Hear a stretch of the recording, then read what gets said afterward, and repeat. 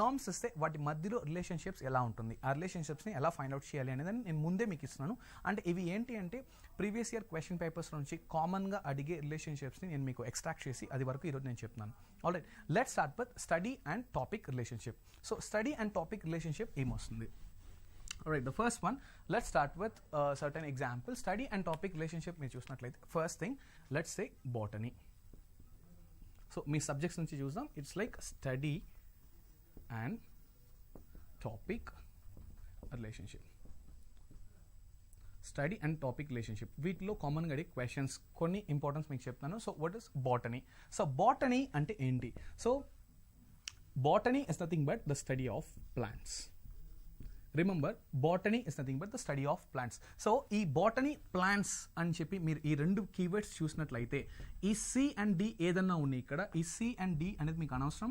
ఎందుకంటే ఈ రెండు వర్డ్స్లో ఫస్ట్ మీరు రిలేషన్షిప్ ఫైండ్ అవుట్ చేసినట్లయితే ఈ సి అండ్ డి మీరు ఆటోమేటిక్గా ఆన్సర్ తీసుకొచ్చేస్తారు. సో స్టడీ అండ్ టాపిక్ రిలేషన్షిప్లో ఫస్ట్ థింగ్ నేను మీకు ఎగ్జాంపుల్ ఏమి ఇస్తాను అంటే బాటనీ అండ్ ప్లాంట్స్ అనేది మీకు ఇచ్చారు అంటే you need to understand it's nothing but so this is the topic and this is all about. So study of plants is nothing but botany. ఈ పర్టికులర్ ప్లాంట్స్ గురించి మీరు చదివేదాన్ని మనం ఏమంటాం? బాటనీ అంటాం. The same thing ethnology. There is something called ethnology. Right, so ethnology. So ethnology అనేది ఏంటి అని చూసినట్టయితే మీరు human races. Alright, human races. So for example ఈ రెండు వర్డ్స్ ఇచ్చాయి. సో ఎథ్నాలజీ, హ్యూమన్ రిసోర్సెస్ అని ఇస్తే సో ట్రై టు అండర్స్టాండ్ ఈ హ్యూమన్ రేసెస్ గురించి మీరు చదవడాన్ని, I mean that particular topic is nothing but ethnology. So మీ క్వశ్చన్ ఎలా ప్లాన్ చేయొచ్చు మీరు? Botany, plants, alright, repeat, botany, plants, ethnology అని ఇస్తారు. So botany, plants, ethnology is to question mark. Then you need to understand botany, plants అంటే ఈ plants గురించి చదవడం ఎథ్నాలజీ. సో ఎథ్నాలజీ అంటే సో ఎథ్నాలజీ అనేటప్పుడు దేని గురించి చదువుతున్నారు? హ్యూమన్ రేసెస్ గురించి. అండ్ దీంట్లో plants, botany and botany, plants ఏ ఆర్డర్లోనో ఇవ్వచ్చు. Alright, in the sense botany, plants అన్నప్పుడు సో ఏమవుతుంది? ఇది టాపిక్ అవుతుంది, ఇది ఐ మీన్ దేని గురించి చదువుతున్నారు అవుతుంది, ఇది దాని పర్టికులర్ టాపిక్ అవుతుంది. అవునా? ఇప్పుడు దీంట్లో ప్లాంట్స్, బాటనీ అని ఇచ్చినప్పుడు మీకు ఏమవుతుంది? ఇక్కడ హ్యూమన్ రేసెస్ అని ఇస్తారు. ప్లాంట్స్ గురించి చదవడం బాటనీ అయితే ఐ మీన్ హ్యూమన్ రేసెస్ గురించి చదవడం ఏంటి? ఎథ్నాలజీ. సో ఇలా అడగచ్చు, రివర్స్లో కూడా అడుగుతారు. ఆల్రైట్, నెక్స్ట్ చూడండి, otology. OTOLOGY. What is my relationship? So దీంట్లో క్వశ్చన్స్ ప్రాక్టీస్ చేయడం అనేది ఇంపార్టెంట్ కాదు. రిమెంబర్, ఈ రిలేషన్షిప్స్ని నేర్చుకోవడం మాత్రమే మీకు ఇంపార్టెంట్. సో ఇలాంటి పర్టికులర్ థింగ్ అనేది మీరు నేర్చుకోవాలి. So what is this? Worker and tool. All right, so for example Gardner అని నేను మీకు చెప్తున్నాను. All right, Gardner. So Gardner అంటే ఎవరు? So gardener, we all know that it's like, you know, the person who takes care of the garden. Am I right? So the person who takes care of the garden. So in such case, what we call, so gardener అనేది worker. Gardener అనేది ఒక మనిషి. అవునా? So this particular person works with which kind of tool అనేది మీకు తెలియాలి. So gardener works with a harrow.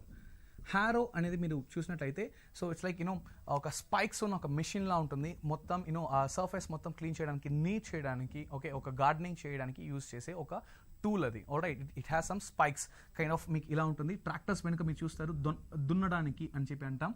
It's a kind of spikes లాగా ఉంటుంది. అది హ్యాండ్ టూల్ వస్తుంది, పెద్ద మెషిన్స్ కూడా వస్తున్నాయి. సో గార్డనర్ అనేది తన యూజ్ చేసే టూల్ ఏంటి అంటే మెయిన్గా it's like harrow. And let's say for example tailor. So tailor అనే అతను, సో టైలర్ ఏం చేస్తాడు? ఏ పర్టికులర్ యూనో టూల్తో యూస్ చేస్తాడు అనేది మనకు తెలియదు. So tailor is obviously needle. Tailoring machine అంటారు but needle. All right, understand? So it's needle. And then if you observe you know soldier.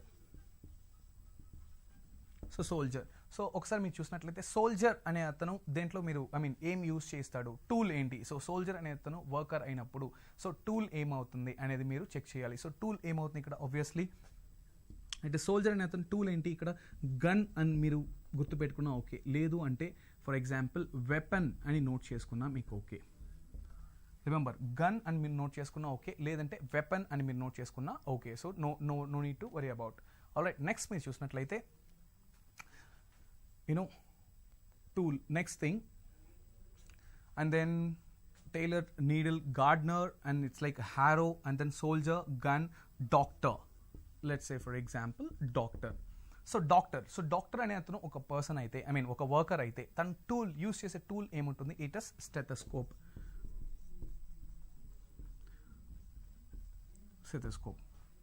So ఇలాంటి రిలేషన్షిప్ ఉన్న వర్డ్స్ అన్ని మీరు తీసి పెట్టుకోవాలి, ఐ మీన్ నోట్ చేసి పెట్టుకుంటే వర్కర్ అండ్ టూల్ అనే రిలేషన్షిప్ మీకు యూజ్ అవుతుంది.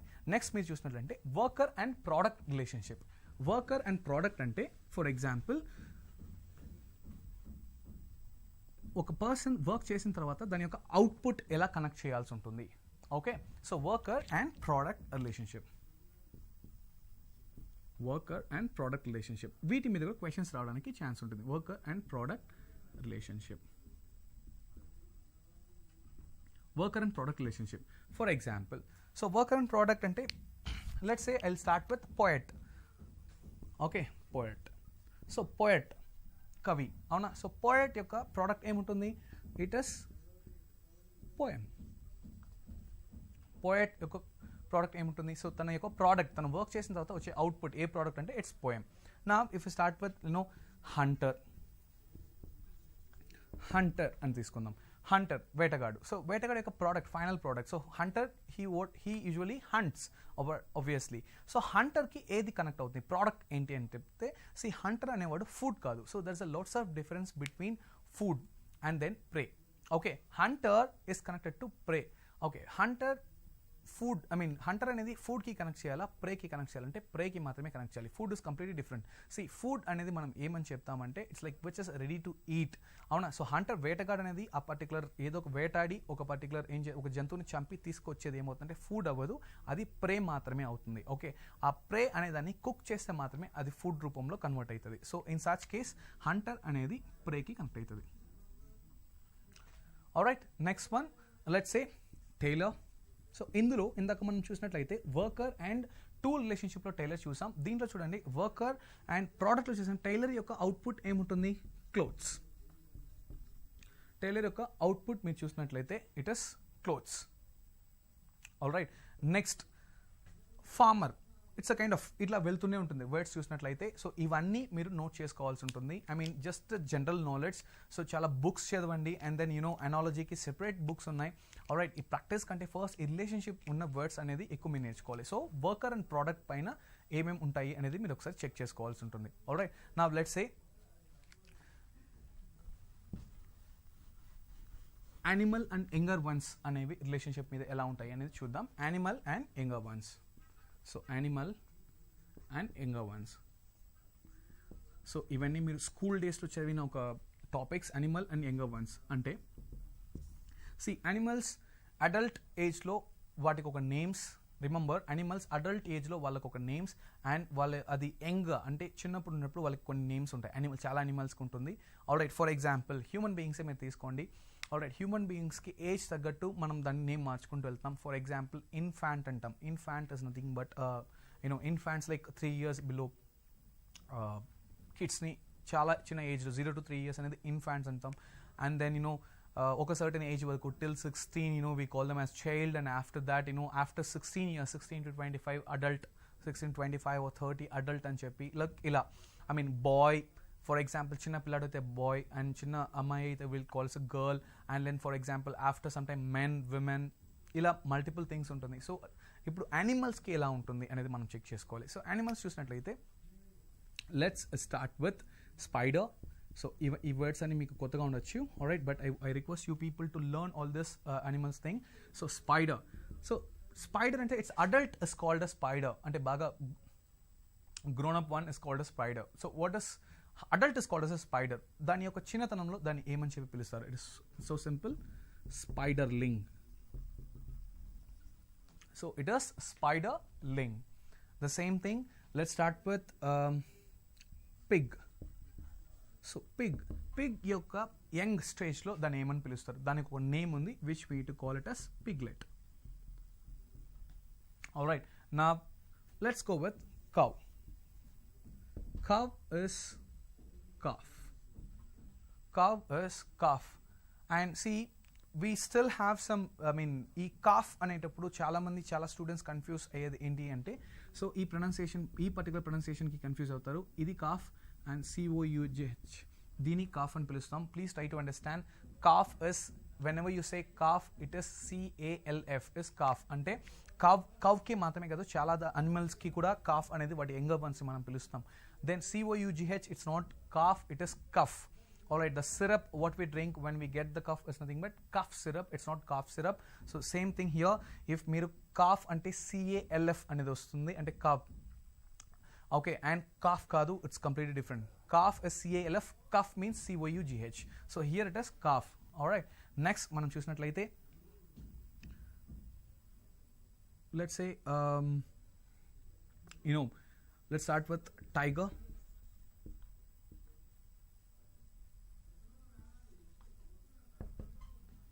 So the younger one. So tiger is adult one. Am I right? So how we call small before we get into tiger, let's think about horse.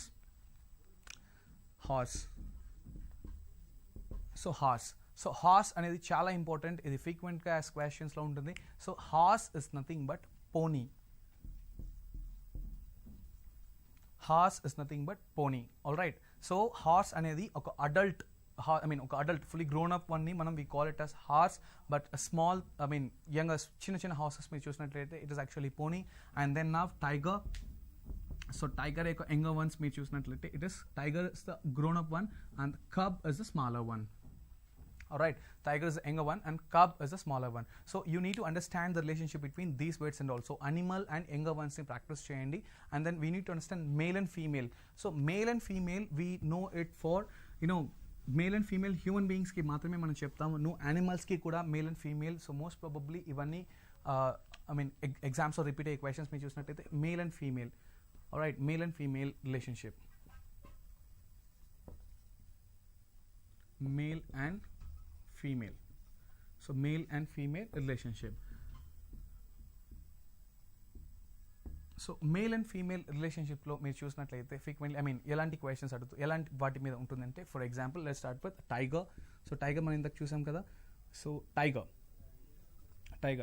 యొక్క female version ఏంటి? So మనం యూజువల్గా day to day బేసిస్లో ఇవన్నీ మనం use చేయట్లేదు, but we need to.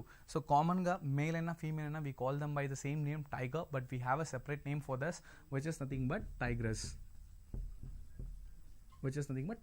So male and female. Tiger is male one and tigress is a female one. Let's go with lion. Lion is once again male. Male is nothing but a lion. Let's say what if you see a female one? So female one is a lioness. Now I'm going to same thing here, horse. Alright, horse once again it's a male one. Alright, what do you call a female horse? Most of us we don't know what is a female horse, which is nothing but mare. M-A-R-E, which is a female. Alright, horse is actually a male, mare is nothing but a female. Alright, let's go with stag. And stag, see this is a male one. And then what is a female one? First, what does mean by a stag? See, ఇది మీరు చాలా ప్లేసెస్లో చూడొచ్చు. కొన్ని pubs ఇలాంటి వాటి క్లబ్స్కి పబ్స్కి బయట వేస్తుంటారు only stag entry not allowed, stags not allowed ఇలాంటి బోర్డ్స్ మీరు చూడొచ్చు. అండ్ స్టాగ్స్ అనేది చాలా మీనింగ్స్ ఉన్నాయి, మల్టిపుల్ మీనింగ్స్ ఉన్నాయి. సో ఎగ్జాక్ట్గా what is mean by stag అంటే it's actually a male deer. Okay, మగ జింక్ అని it's like called as a stag. But where as and unmarried బ్యాచులర్ని కూడా స్టాగ్ అని చెప్పి పిలవచ్చు. ఇట్స్ సెకండరీ అండ్ టెర్షరీ మీనింగ్స్లో వస్తుంది, కలోకియల్ టర్మ్ అది. సో స్టాగ్ అంటే it's actually a male deer, but once again బ్యాచులర్ని స్టాగ్ గాను రిప్రజెంట్ చేస్తారు. స్టాగ్స్ నాట్ అలౌడ్ అంటే it's like a group of men who are not married, unmarried men, like a group of men is also called as a stag. And bachelors party, very common word used nowadays. Bachelor's party, which is nothing but stag's party. That is okay. Stag is nothing but group of men and interesting. All right. So stag is primary meaning చూసినట్లయితే stag is a male one and maga jinka అవుతుంది. So male deer it is. So female it's called as doe. Female one it's called as doe. So male and female. All right, so this is how it works. So ఇలాంటి words అనేది మీరు చాలా నేర్చుకోవాల్సి ఉంటుంది. ఈ వర్డ్స్ని base చేసుకొని మీకు relationships అనేది and questions అనేది ఫామ్ అవుతుంది. సో నేను మీకు ఇప్పుడు కొన్ని క్వశ్చన్స్ మనం ప్రాక్టీస్కి చూస్తాం. ఆ క్వశ్చన్స్ ఏంటంటే let's start with the first question. Question number 1.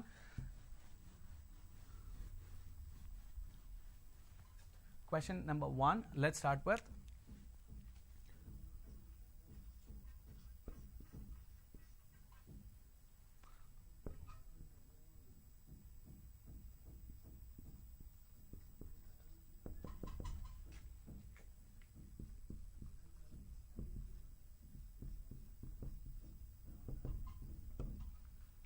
Okay. So ఎంతసేపు రిలేషన్షిప్స్ చూసాం కదా, ఇప్పుడు కొన్ని ఎగ్జాంపుల్స్ చూద్దాం ఎలా వర్క్ అవుతుందని చెప్పి. సో బుల్లెట్ పాత్, అవునా, క్వశ్చన్ ఒకసారి చూడండి. Bullet path projectile question mark. So it's a random example. Okay, so bullet అనేది పాత్కి బుల్లెట్కి ఏంటి, ప్రొజెక్టైల్కి ఇస్తూ క్వశ్చన్ మార్క్ అనేది ఏంటి అని మనం చెక్ చేయాలి. So it is so simple. If the bullet is being fired, let's ఒక బుల్లెట్ ఫైర్ అయినప్పుడు, ట్రై టు అండర్స్టాండ్, ఒక బుల్లెట్ ఫైర్ అయినప్పుడు definitely it follows particular path. Alright, so దీనికి ఒక పాత్ అంటాం. Alright, at the same time ఒక projectile is nothing but a kind of missile. ఇది missile అనేది లాంచ్ చేసినప్పుడు, రిమెంబర్ ఒక మిసైల్ అనేది లాంచ్ చేసినప్పుడు ఏమవుతుందంటే ఒక పర్టికులర్ పాత్ని అది ఇట్లా ఫాలో అవుతుంది. I right? ఒక మిసైల్ అనేది ఫైర్ అయినప్పుడు, missile is nothing but projectile అంటాం. దాని యొక్క పాత్ మీరు చూసినట్లయితే అది ఇలా ఒక పారాబోలిక్ షేప్ని తీసుకుంటుంది. This is how it goes. So ఇది పారాబోలిక్ షేప్ అనేది, this is how we call it, but there is a specific name for that parabolic path. It is nothing but trajectory. Okay, remember this, trajectory. Projectile hyphen it is trajectory. Trajectory in the sense, okay, ఆ parabolic పాత్నే మనం trajectory అని తీసుకుంటాం. Remember this. Now next question.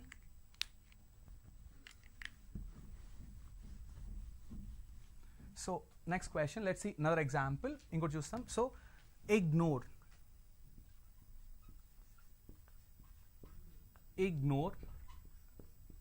notice. So a example chudandi, ignore notice. Okay, ignore and then notice. Next, cordial.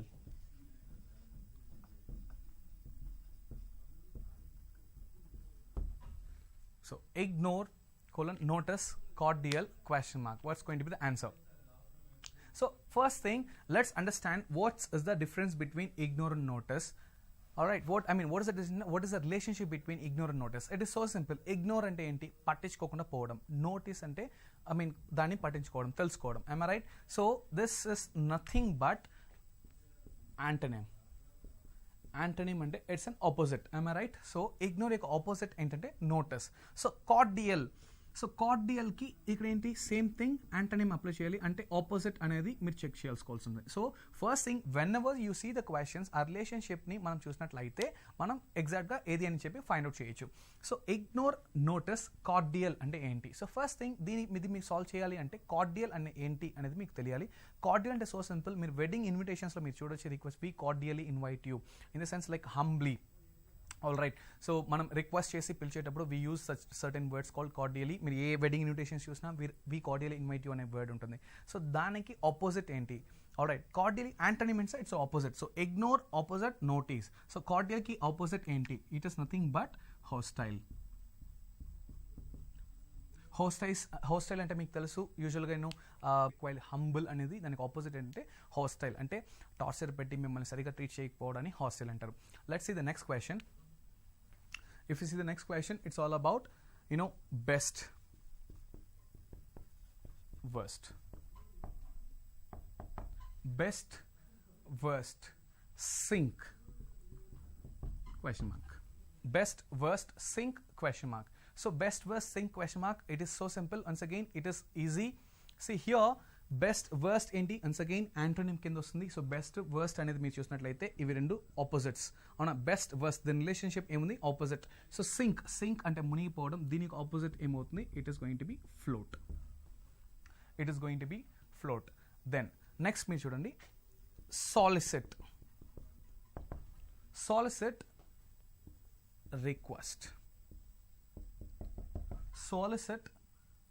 Request. Then presume, question mark. I repeat, solicit, request, screen ఒకసారి చూడండి. Solicit, request, and then presume what is that? So it is so simple. Solicit, request అంటే it is a meaning here. It's a meaning. Synonym అంటాం కదా ఇంగ్లీష్లో మనం, synonym అంటాం. అంటే solicit యొక్క మీనింగ్ ఏంటంటే రిక్వెస్ట్. సాలిసిట్ అన్న రిక్వెస్ట్ అన్న రెండు ఒకటే. ఆల్రైట్. సో ప్రిజ్యూమ్ అనేది ఏంటి అంటే ఇట్స్ నథింగ్ బట్, దీని ప్రిజ్యూమ్ యొక్క మీనింగ్ మీరు చెక్ చేయాలి. ప్రిజ్యూమ్ యొక్క meaning is nothing but assume. Alright. Assumption, imagination చేసుకుని అనుకుంటాం కదా, లెట్స్ అజ్యూమ్ అని మ్యాథమెటిక్స్లో మనం చెప్తాం. సో ప్రిజ్యూమ్ అన్న అజ్యూమ్ అన్న ఒకటే. ఆల్రైట్. నా so here the relationship is all about meaning, అంటే సినోనిమ్. సో సాలిసిట్ రిక్వెస్ట్కి రిలేషన్షిప్ అంటే సినోనిమ్, అంటే దీని యొక్క మీనింగ్ ఏది, అంటే ప్రిజ్యూమ్ యొక్క మీనింగ్ ఏంటి అనేది మీరు చూసినట్లయితే assume. Okay. So let's see one more question.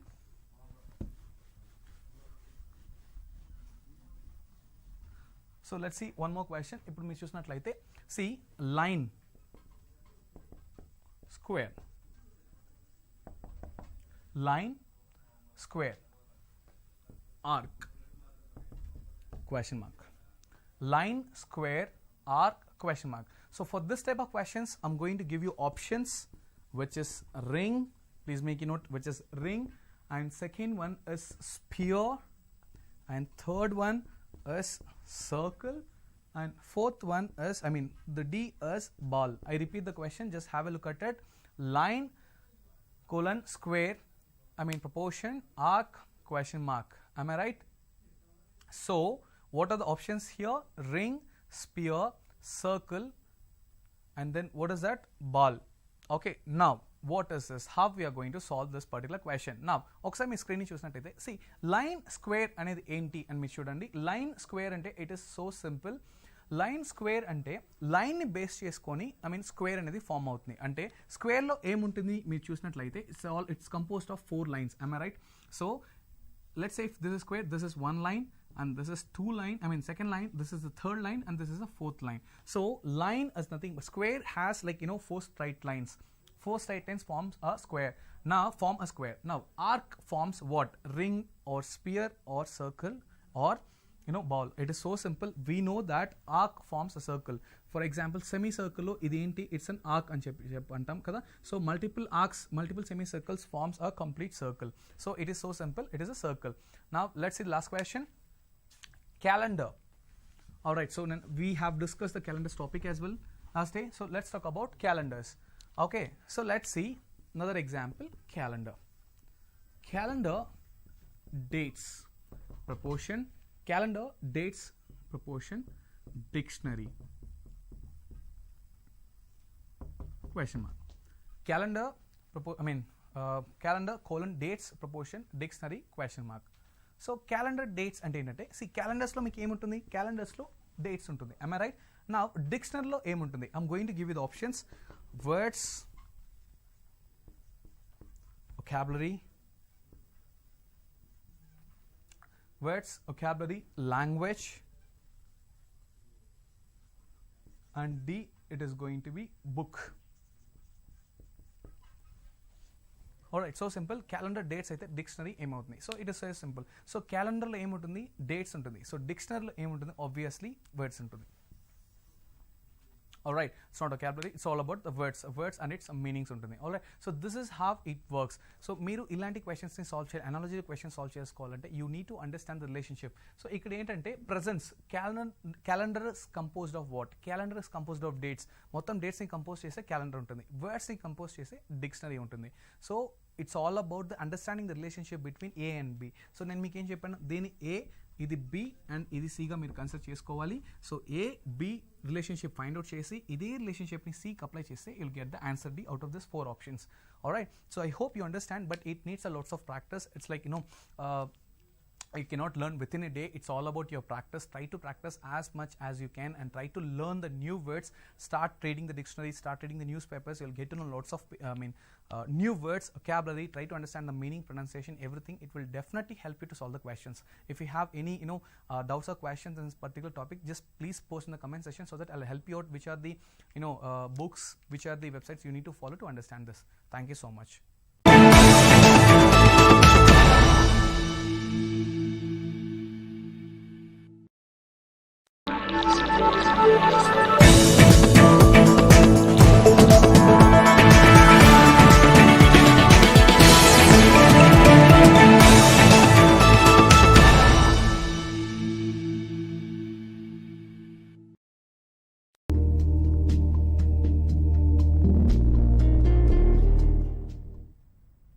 morning. I welcome you all for this morning's session for EAC Foundation course. Now, we had been doing these foundation courses for graduates since last 2 to 3 weeks. We have finished the portion for Aptitude. Now, from today onwards, I'm going to talk about the verbal ability. But before we speak about verbal ability, it's very important for you to understand the communication aspect itself. So today and tomorrow, I'm going to talk about the communication aspect just to give you the foundation for it before we head on to the vocabulary part, where you will understand certain elements which will help you answer questions in terms of verbal ability. Now, when we talk about verbal ability, it's imperative, it's important that you understand the foundation in terms of vocabulary. Now, when we speak about vocabulary, it's one of the 4 fundamental pillars of communication. Now, when I say fundamental pillars of communication, I'm referring to the oral communication. Now, the question would be, what is oral communication? Is it verbal or non-verbal communication? So, we have to take few steps back to understand the foundation. That's why in next few sessions, I'm going to talk about the foundation, the fundamentals of communication skills. Then I will move on to the verbal ability part. So we often tell each other, or we make this observation and comment that the communication skill is very important if you want to succeed in life. Now, what do we exactly mean by communication skill? So communication skills is, or rather communication. So how would you define that? So whenever 2 individuals are getting into a conversation, there are 2 people talking, it could be face-to-face communication, it could be a written communication. What exactly happening is there is an exchange of information, there is a transmission of data. What you see here is that 2 individuals, there is transmission of data happening, and the transmission of information happening and exchange of data. All right. Now, if we go further, now we need to understand what is a communication cycle, and I have mentioned this as a myth. What do we mean by myth? Myth is something that you think it is right, but actually it's not. The reason you think it's right because this is how you have been trained and this is how you have been taught. So when we talk about communication cycle, we have learned in our school that there is a sender and there is a message, or there is an information, there is a message, and there is a sender who's sending this information, right? Now, there has to be a receiver. Now, once the receiver receives the message, he sends a feedback. Now, think about this aspect. Is the feedback always necessary? So, if we look at an example of a billboard or a hoarding or a newspaper, or if we have a news for that matter, if you're watching news, we are receiving an information, right? But we are not sending any information back, which means this feedback is always not necessary. But in our school, we were taught that this feedback is essential. The feedback, if it's missing, then the cycle is not complete. Now, this is wrong. There is no such thing that in case there is no feedback, the cycle is incomplete. It doesn't really hold water. Now, what do I mean by that? I showed you some examples, like the hoarding. Say, for example, you're walking by the road and there is a hoarding which says sale, 50% sale or 70% sale in Big Bazaar. Either you go and buy or you don't buy, but you have received the information, correct? If you're reading something in a newspaper, you have received the information, you are watching news, you see the newsreader say something and you receive the information. But you are not sending any message back, you are not sending any feedback. But still the communication is happening, you are aware of it. That's why we say that the feedback is not necessary, and hence that's a myth. Now we need to know what are the essentials of effective communication. We always use the word the communication is not effective, the communication is not good. There are certain essentials which is very, very key for an effective communication. Now there are 6 essentials of effective communication. These are assertiveness, authenticity, open-mindedness, empathy, clarity, and listening skills. Now let's understand one by one what do we mean by this. Assertiveness basically means your ability to say no to a person or decline something without offending a person. Say for example, if somebody comes and asks me for some money, I can either say no, I will not give it to you, or I say fine, I will give it to you. Now this is an essential aspect of a human behavior. In order to understand that, we need to look at three important elements. Let me quickly make a note of this here so that you understand what do I mean by this.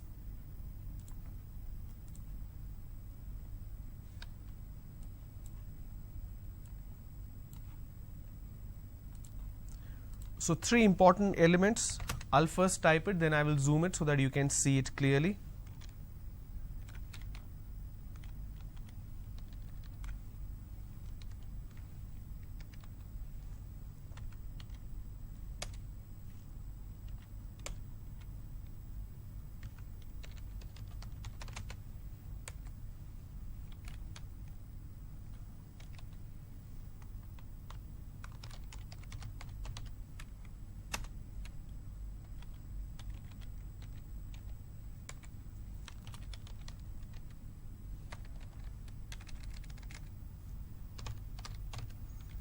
Okay, so it is aggressive, submissive, assertive.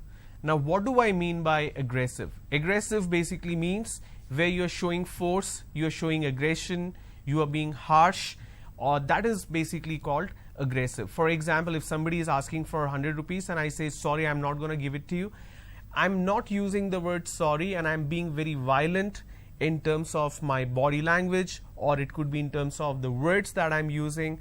I'm being harsh, I'm being rude. Now that's an aggressive behavior.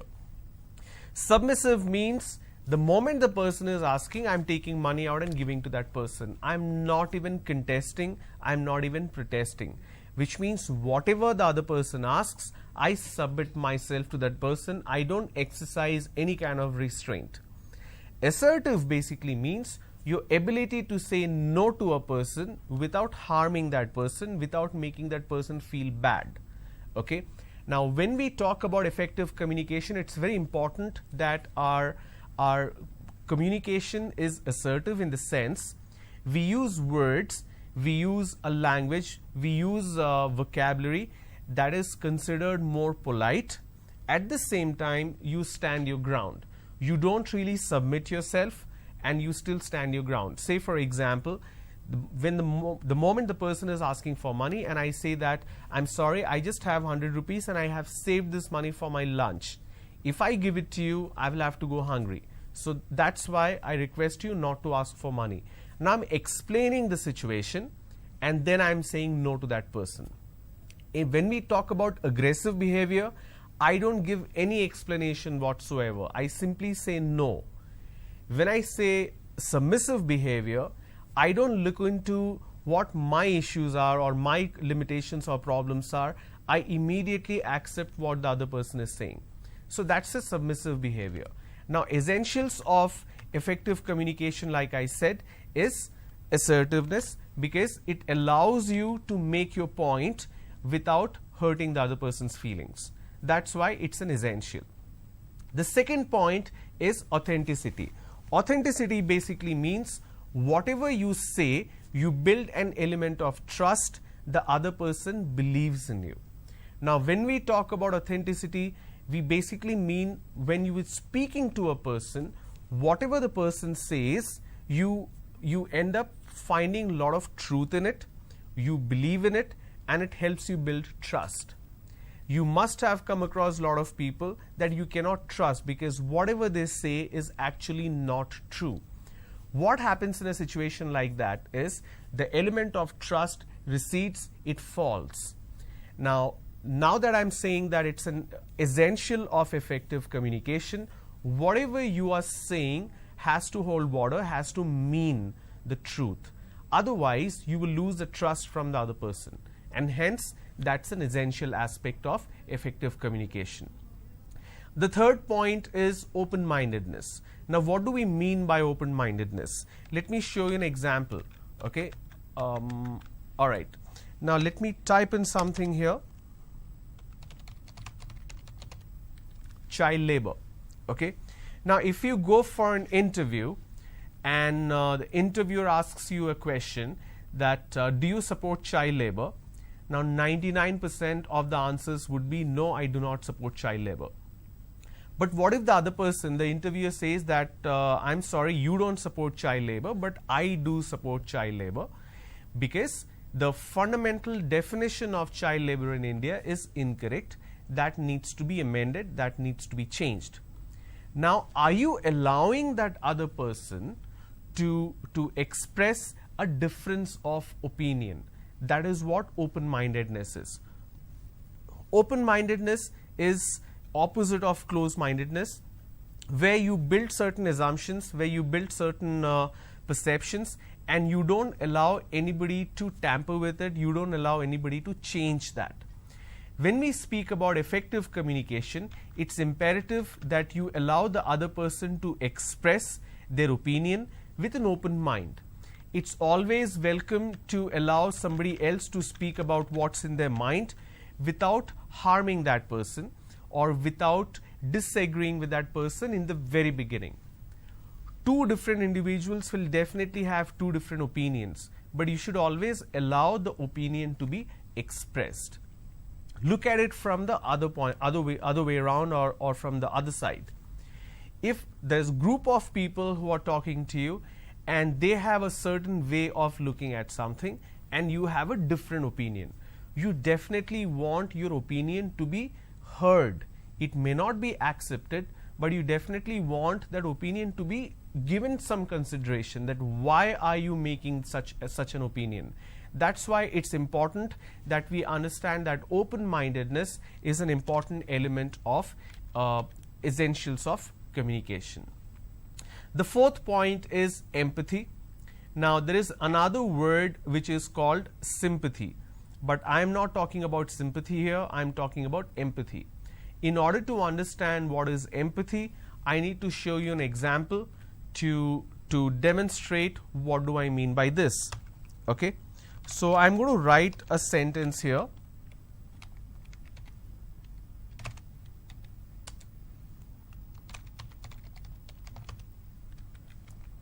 Okay. The first one is I am sorry. The second one is I apologize. Now, the question here is there a difference between these two sentences or these two words? Okay. So, I am sorry, the key word here is sorry in this case. Let me mark it. And in this case, it is I apologize. Is there a fundamental difference between these two words? Okay. Now, since we have this mode of communication through television, so obviously I can't hear what you're saying, and there is no way you can express your opinion here. But I would like you to think and understand what exactly do I mean by this. Number one is I am sorry. Number two is I apologize. Is there a difference? Your answer could be yes, there is a difference. Now, if there is a difference, you need to think what the difference is. If you think there is no difference, then obviously there are no further questions to that, right? So, if you think there is a difference between sorry and apology, what exactly is that? Okay. So, before I go ahead, I want to tell you what exactly I mean by this. Now, there are two more words.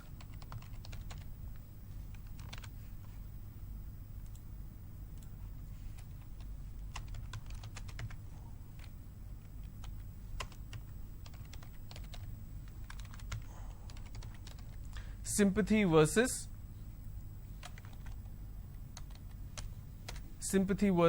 empathy, right? Now, when we talk about sympathy, I'm just going to write it here.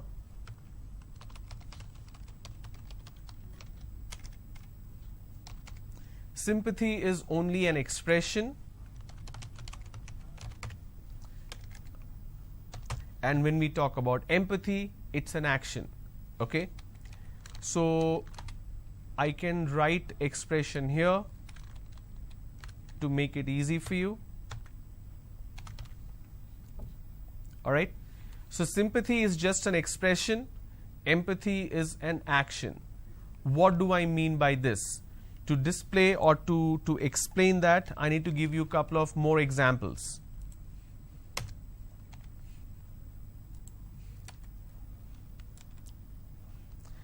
I'm going to give you a situation, and then I'm going to write the sentence, okay?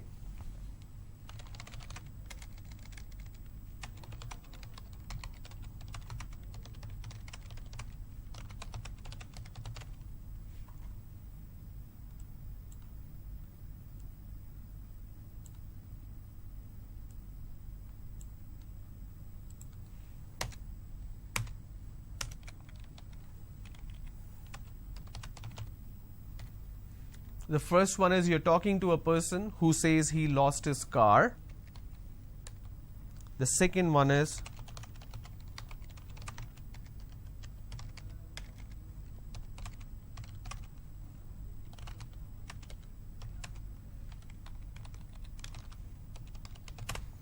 you're talking to a person who says he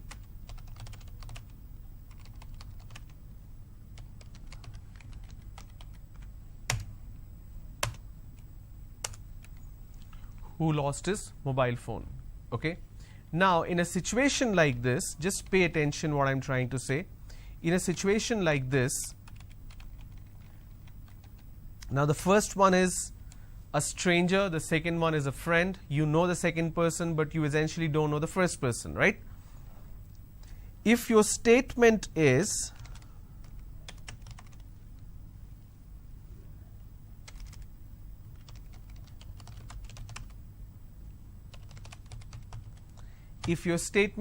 I apologize for your loss, or the second one is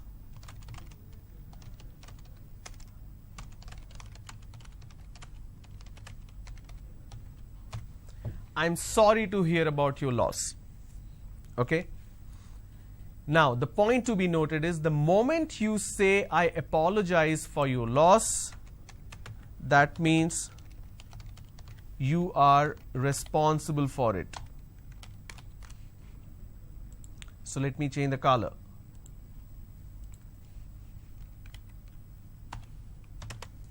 The moment you say you are sorry, you apologize for the loss, that means you are responsible for it. The moment you say, I'm sorry to hear about your loss, you're not saying, I apologize, you're saying, sorry. That means you are not responsible. Okay? So that's exactly what sympathy and empathy is. Sympathy means sorry. Empathy means I apologize. Sympathy is just an expression to make a person feel good. Empathy means also action. The moment you say, I apologize for this, or I apologize for the inconvenience, for example, if you're talking to Vodafone or Airtel or Reliance Jio and something is not right with your mobile network, and the customer service representative always says, I apologize for the inconvenience. What does that mean? It means, let me find out what is wrong and let me fix the problem. That is what the word apology is. You will use the word apology when you are directly or indirectly responsible for anything that is wrong. You will use the word sorry when you are not or nowhere concerned in terms of the responsibility or being the reason for anything going wrong. It's just an expression of consoling someone. Sorry is an expression of sympathy. Apologize is an expression of empathy. So when we talk about essentials of communication, we say that you should have empathy. It basically means your words should translate into action. You should not say things just for the heck of it, just for the sake of it. You need to use these words which can also have a following action to bring a change, to make a difference, or to find a solution. The problem is we usually argue with people, we only focus on the problem, but we don't think about the solution. when we talk about the essentials of communication, empathy basically means it's a solution oriented communication, not a problem focused communication. All right, so that is what empathy is all about. The fifth one is clarity. Now what do we mean by clarity? Now I'm going to showcase a couple of more examples here.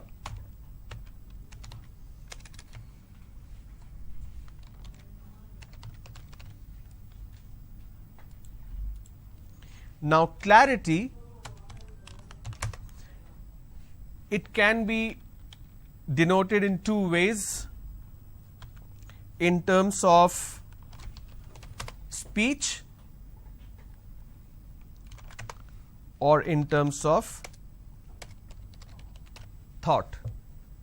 Okay.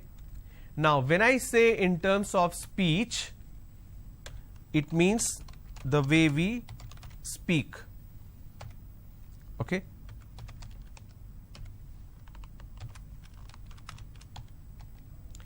Now in terms of thought,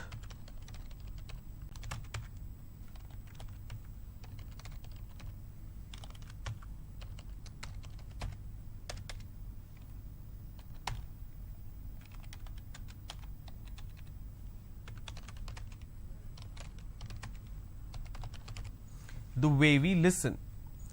Now I'm going to give you an example. Now when we say essentials of communication, this clarity is extremely important. Okay. In terms of thought, the way we listen, I'm going to talk about that in detail when we speak about listening skills. But here I'm going to talk specific to the speech part. Let me show you a number.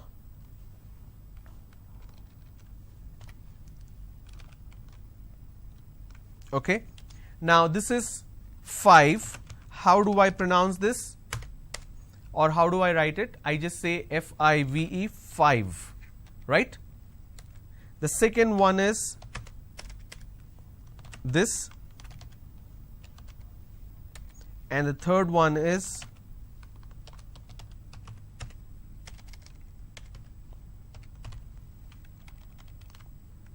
all right.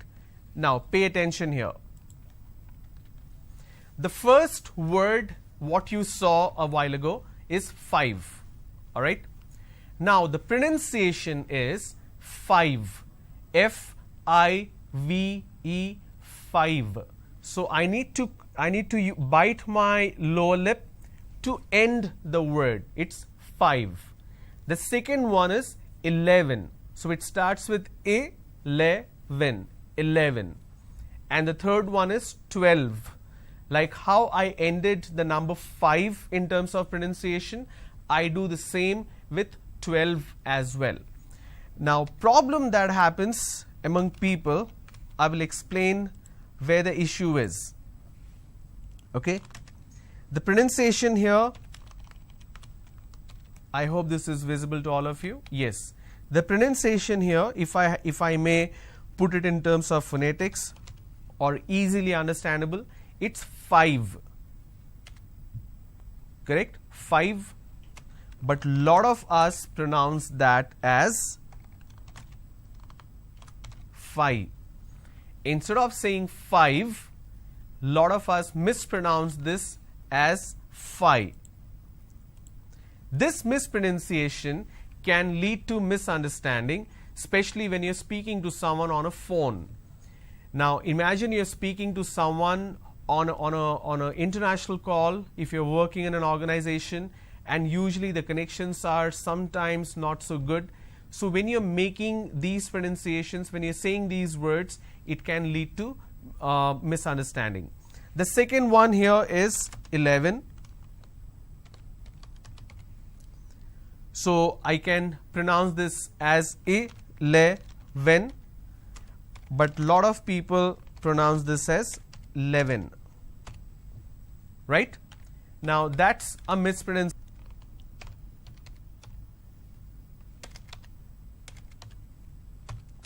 It's 12. This is how it's pronounced, but we make mistake.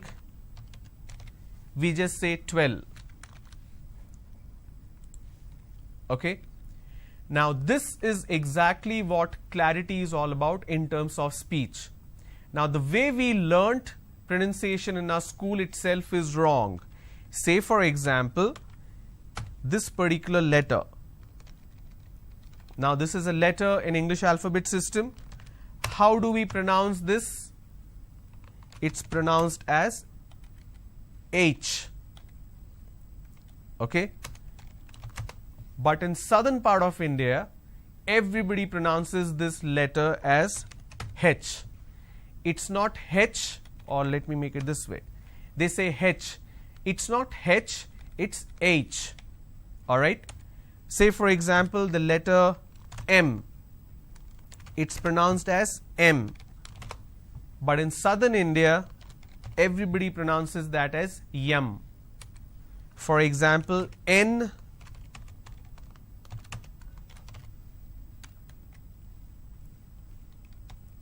And it's pronounced as Yen. There are more such examples. Say for example, O. It's pronounced as O, but a lot of people pronounce this as Wo. So they say Yam, Yen, Wo, P. It's not Yem, Yen, it's M, N, O. Likewise, this particular letter is H. Alright? Now, when you mispronounce the letters itself, it can lead to mispronunciation of words also. Alright? Say for example, the word class. Lot of people pronounce this as class. It's not class, it's class. So I have K, L, A, S, class. This is how it's pronounced. But people make a mistake and they make it class. Say for example, I have, just a moment.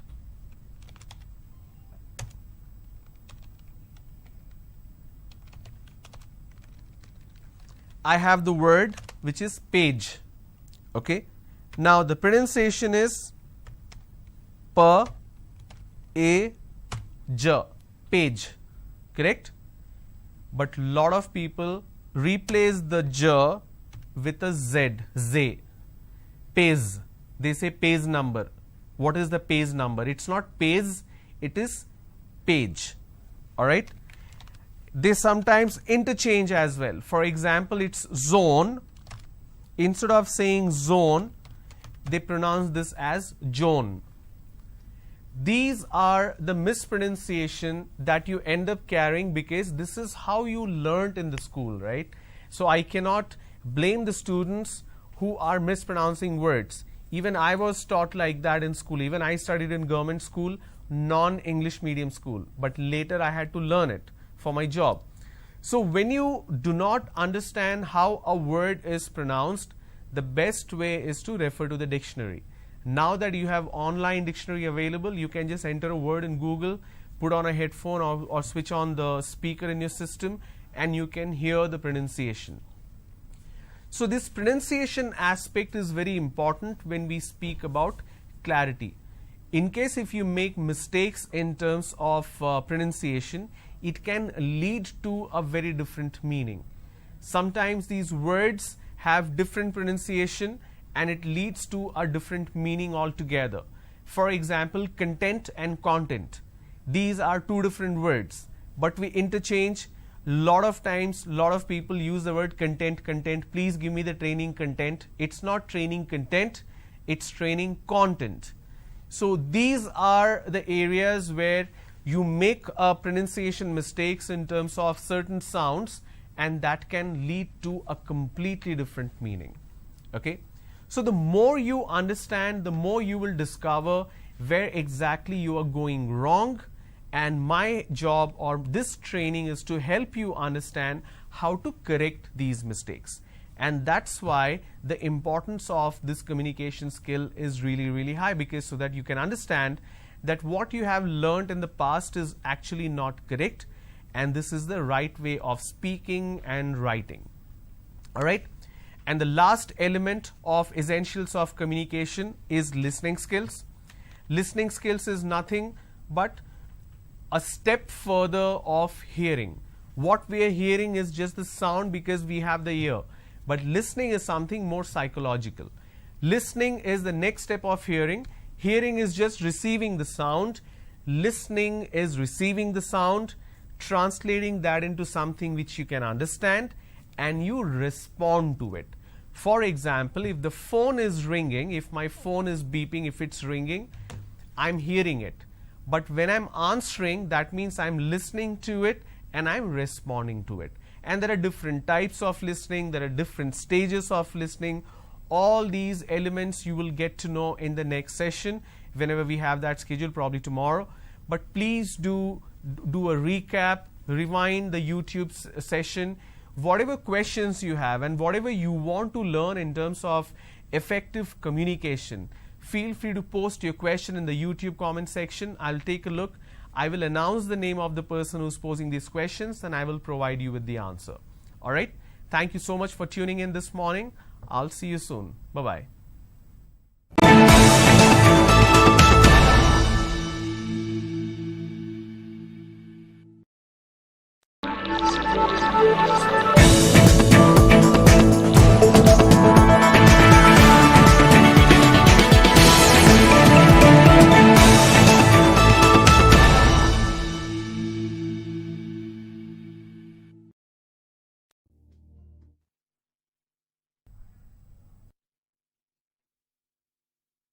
Welcome to Aptitude Foundation course presented by APSSDC.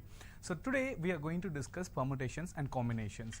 But before we understand what is meant by permutations and combinations, I would recommend you people to understand counting principles. అంటే permutation combination అనేది మీరు school days నుంచి చదవడం same topic. ఇక్కడ మీరు న్యూగా ఏం నేర్చుకోలేదు. Whatever we have studied in ఆ school days the same thing I'm going to repeat but with the help of shortcuts. Whereas like you take more time to do it in your school days, but here we are going to solve the questions within 45 seconds, 30 to 45 seconds, depends on the context. But మనం ఇక్కడ permutations and combinations అని చెప్పగానే చాలా మంది students like very hard permutation combination and probability అంటేనే మీరు చూసినట్లయితే ఈ టాపిక్స్ హార్డ్ అండ్ ఇది మాకు రాదు అనే ఒక మైండ్ సెట్లో ఉంటారు. It's nothing like that. It is so easy if you understand and work on it. నా ఈ permutations అండ్ కాంబినేషన్స్ అనే టాపిక్ని మనం కంప్లీట్గా నేర్చుకునే ముందు there is something called counting principles which is most essential part of permutation combination. ఈ particular కాంపొనెంట్ని మీరు నేర్చుకోవాలి which is nothing but counting principles or principles of counting, fundamental principles of counting లేదా basic principles of counting అని ఉంటుంది మీకు బుక్స్లో. First అది మీరు అర్థం చేసుకున్నప్పుడే then we will understand what is mean by permutation and then what is mean by combination. And trust మీ కాలేజ్ డేస్లో ఫర్ ఎగ్జాంపుల్ మీ డ్రైవ్స్లో let's say whatever the company may MMI level 3, level 4, level 5 companies, ఏ companies అయినా మీరు on campus కానీ off campus కానీ attend అయ్యేటట్టుకుంటే మీకు కాంప్లెక్స్ లెవెల్లో క్వశ్చన్స్ ఏమి ఉండదు. చాలా standard level questions, I mean standard questions మాత్రమే వస్తాయి. సో రిపీటెడ్గా వచ్చే క్వశ్చన్స్ చాలా ఉన్నాయి. ఆ మెథడ్స్ అని మనం ఎలా చేయగలుగుతాము, ఐ మీన్ ఎలా సాల్వ్ చేయగలుగుతామని తెలిసి it's going to be easy for you. Now if you see the first thing which we're going to learn is nothing but fundamental principles of counting. Just have a look at the screen. Ee fundamental principle of counting lo we have two different things. First one is multiplication and second one is addition. So what does mean by multiplication? See, ee particular principle meer chusnatlaithe just have a look at it. If one operation can be performed in m ways, m అనేది ఇక్కడ variable గా consider చేసుకోండి. If one operation can be performed in m ways and corresponding to the each way of performing the first operation, a second operation can be performed in n ways, then the two operations together can be performed in m into n ways. So m into n or m cross n ways. Alright, now దీనికి మనం example అనేది next చూద్దాం. Let's see the next rule, second rule. Addition అనేది మీరు చూసినట్లయితే if two jobs such that they can be performed independently in m and n ways respectively, then either of the two jobs can be performed in m plus n ways. So simple గా రెండు rules అని మీరు గుర్తుపెట్టుకోవచ్చు. ఈ definitions obviously they are not going to as such definitions in the examination. So ఇవి రెండు మీరు గుర్తుపెట్టుకోవాలి which is nothing but application, I mean multiplication and then addition rule.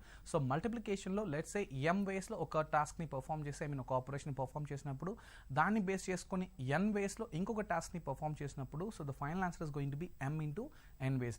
వేరస్ in addition it is going to be m అనేది let's say for example ఒక operation m వేస్లో మనం perform చేసినప్పుడు let's say నదర్ operation 2ని మనం n వేస్లో perform చేసినప్పుడు it's going to be addition కాబట్టి m plus n ways. So this is how it works. ఇది అప్లికేషన్, ఐ మీన్ దీని యొక్క అప్లికేషన్ ఎలా ఉంటుందనేది మనం చూద్దాం. Let's see the first question. if you see the first question, if a die is cast, see, I mean, okay, die manam vestam, throw chestam antam kada, it's nothing but cast word. If a die is cast and a coin is tossed, find the number of all possible outcomes. I repeat the question, just make a note. If a die is cast and then a coin is tossed, find the number of total possible outcomes.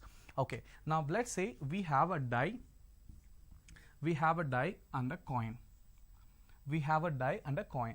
Now, if you observe this, then in 3-dimensional lo koncham consider cheskunte, this is how a die looks like, and we all know that. Let's say, for example, this is like 1 and 2, let's say 3, 4, 5, and here let's say it's like 1. Okay, so okay. ఇదొక die అని చెప్పి మనం తీసుకుందాం. It's nothing but 3-dimensional die. And just try to understand ఈ డైకి, let's say if this is a die and this a coin for example, and for a die it has how many faces అంటే it has 6 faces. Correct, ఒక డైలో 6 faces మనకు ఉంటుంది. And వెరస్ ఒక coin మీరు చూసినట్లయితే, so this is one face of the coin. ఇంకొక or other face మీరు చూసినట్లయితే either it is head or it is tail. Correct, okay. So ఒక ఫేస్లో మీకు కాయిన్లో చూసినట్లయితే హెడ్ ఉంటుంది అండ్ ఇంకొక ఫేస్లో ఇట్ ఇస్ టెయిల్. అండ్ నా హియర్ సే, సో డై మీరు చూసినట్లయితే 6 ఫేసెస్ ఉంటుంది. ఆ 6 ఫేసెస్ని మనం చూసినట్లయితే ఒక ఫేస్లో ఒక సింగిల్ డాట్ ఉంటుంది అండ్ ఆబ్వియస్లీ ఇంకొక ఫేస్లో 2 డాట్స్ ఉంటుంది and probably 3 dots and 4 dots, let's say 5 dots and probably the last face which represents 6 dots. Correct. Now these are the 6 faces of a die. So please try to understand, when we cast a die ante, when we throw a die, roll out a die, oka dice ni manam see dintlo meeru see, another thing you have to understand, if it is a single it is die, and let's say if it is a plural they'll say dice, dice. Okay, first we'll understand how one die works and then we'll understand how coin works.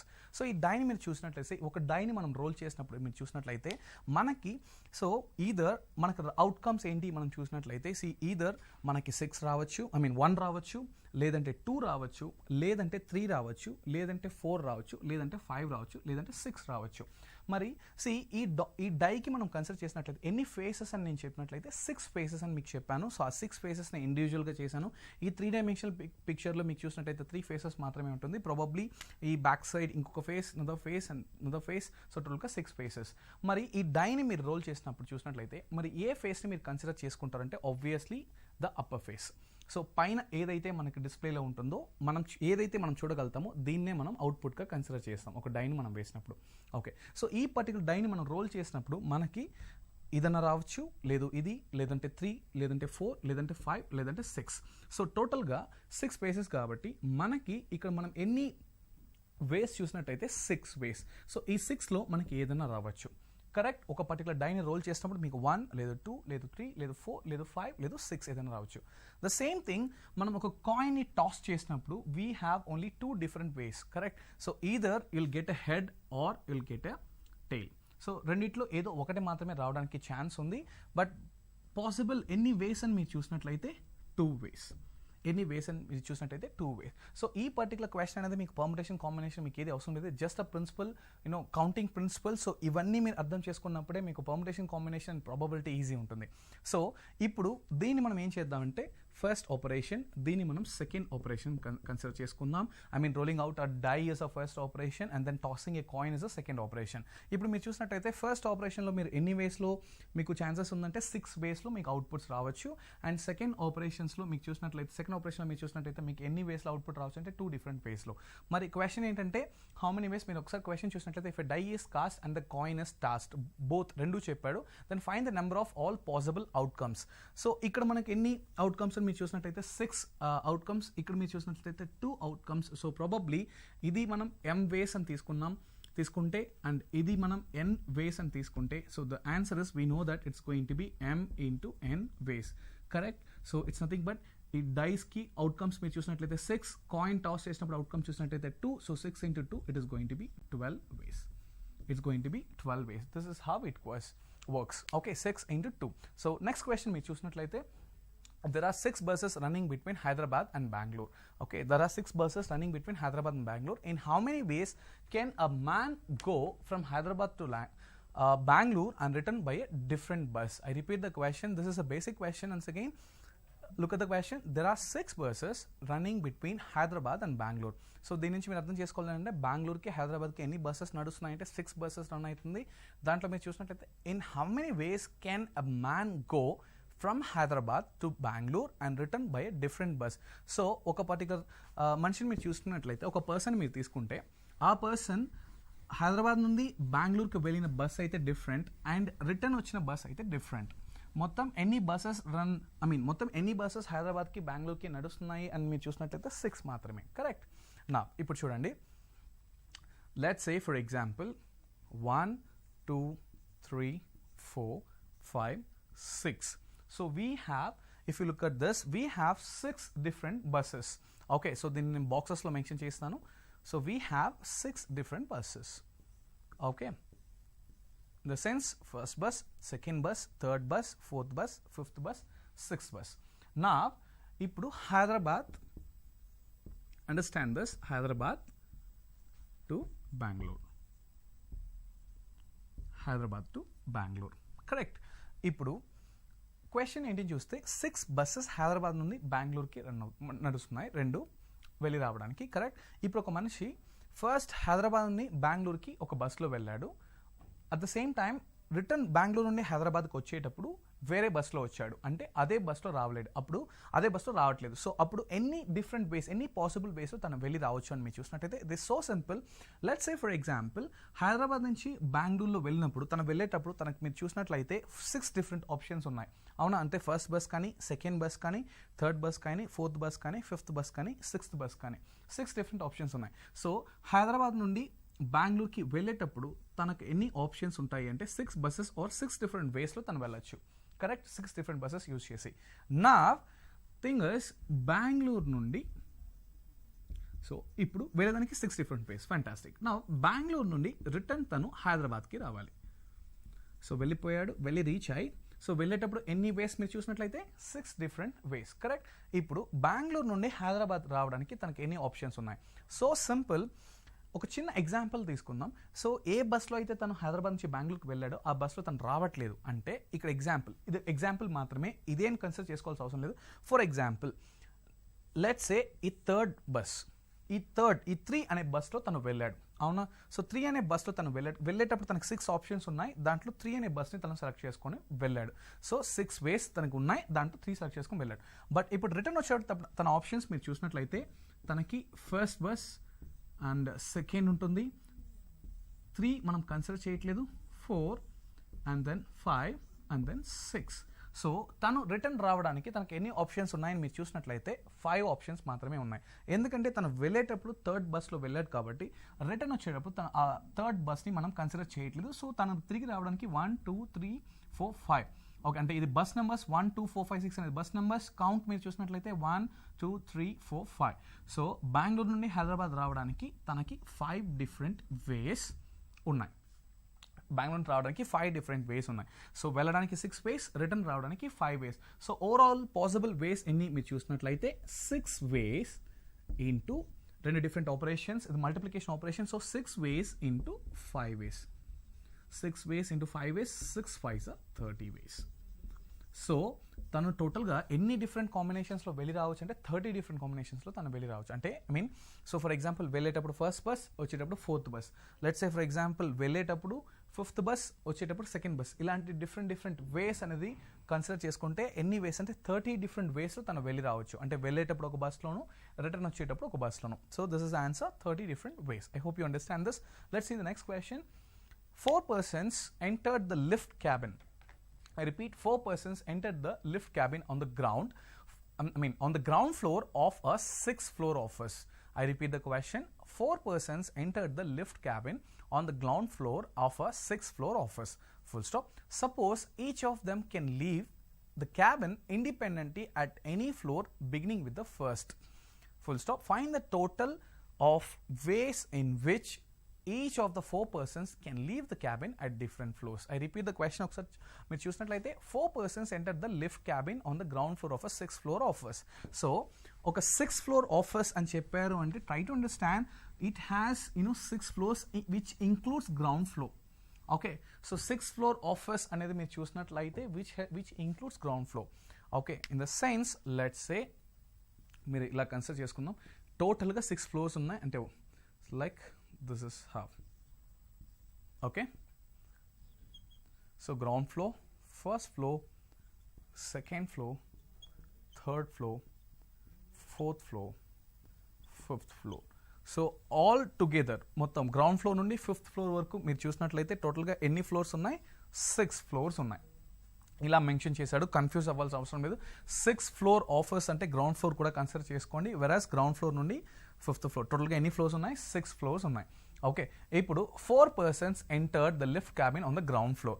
So ఇక్కడ మనం చూసినట్లయితే 4 persons ఈ ground ఫ్లోర్లో క్యాబిన్లో enter అయ్యారు. Okay, so ఇప్పుడు enter అయ్యారు.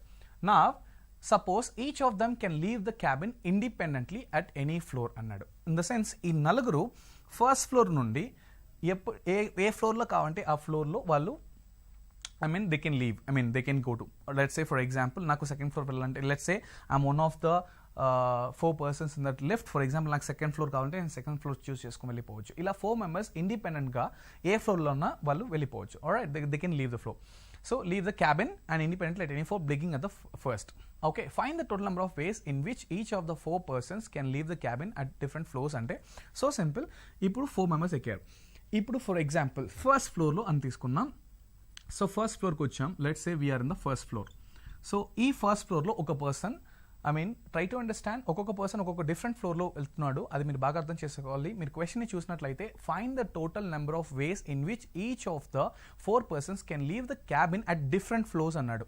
At different floors అంటే for example first ఫ్లోర్లో ఒక పర్సన్ ఎవరో ఒకరు మాత్రం అంటే 4 members ఉన్నారు కదా ఫస్ట్ ఫ్లోర్లో, క్యాబిన్లో 4 members ఉన్నారు. ఫస్ట్ ఫ్లోర్లో ఒక పర్సన్ దిగుతున్నాడు అంటే ఇంకా ఎవరు దిగడానికి ఛాన్స్ లేదు. సో ఒక్కొక్క ఫ్లోర్లో ఒక్కొక్కరు మాత్రమే దిగడానికి ఛాన్స్, బయట ఛాన్స్ ఉన్నాయి.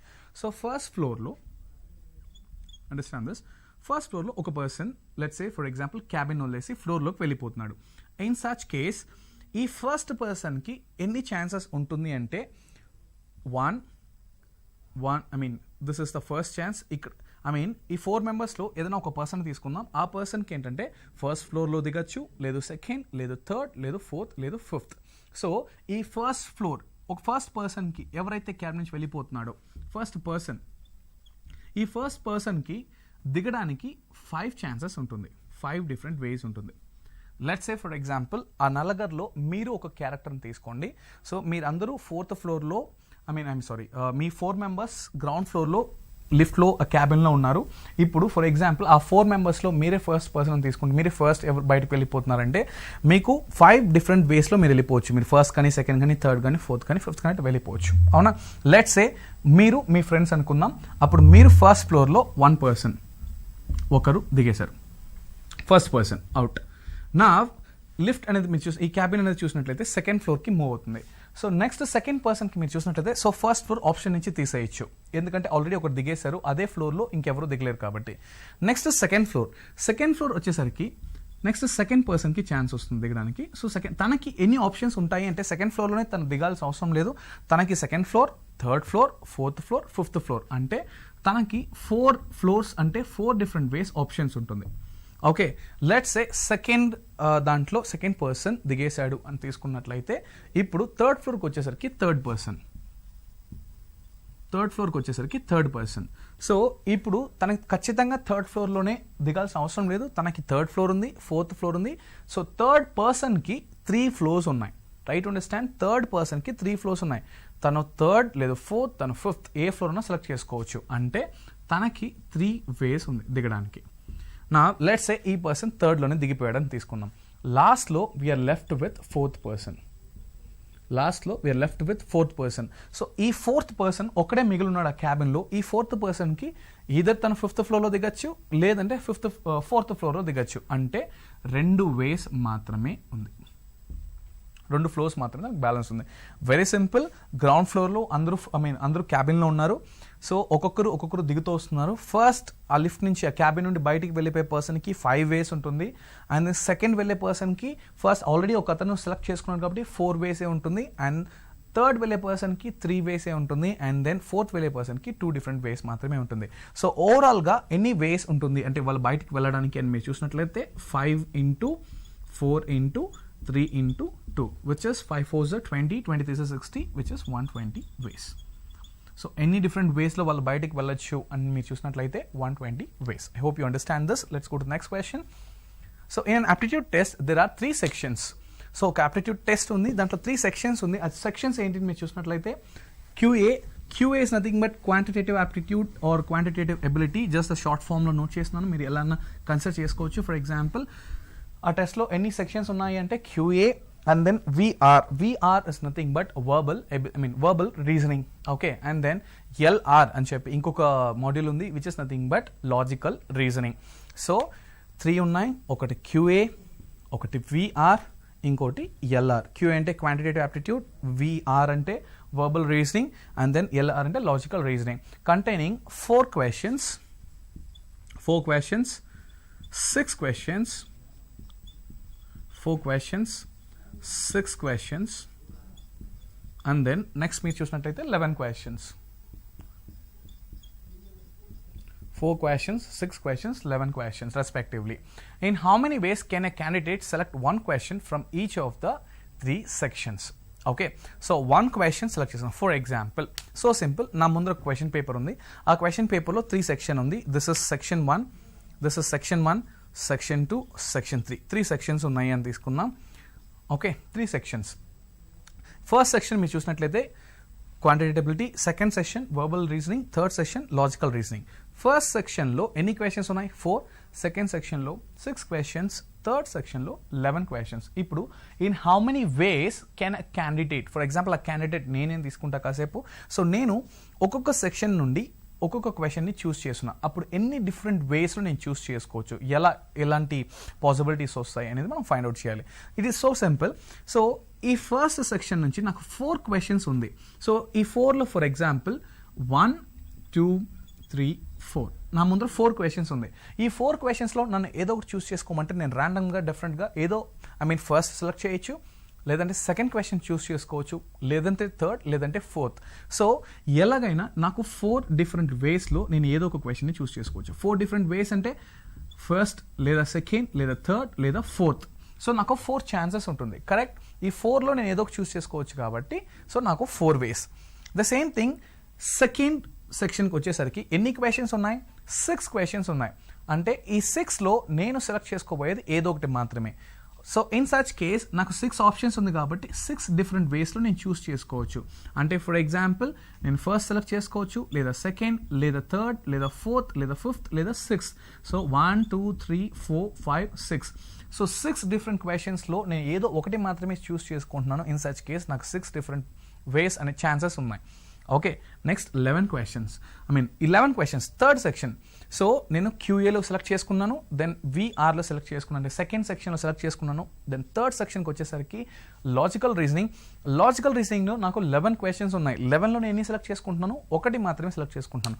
సో నాకు ఆ ఒక్క క్వశ్చన్ని సెలెక్ట్ చేసుకునేదానికి నాకు ఎన్ని డిఫరెంట్ ఛాన్సెస్ పాసిబిలిటీస్ ఉన్నాయని చూస్తారంటే 11 ఉన్నాయి. అంటే నేను ఫస్ట్ లేదా second, third, fourth, fifth, 6, 7, 8, 9, 10, 11.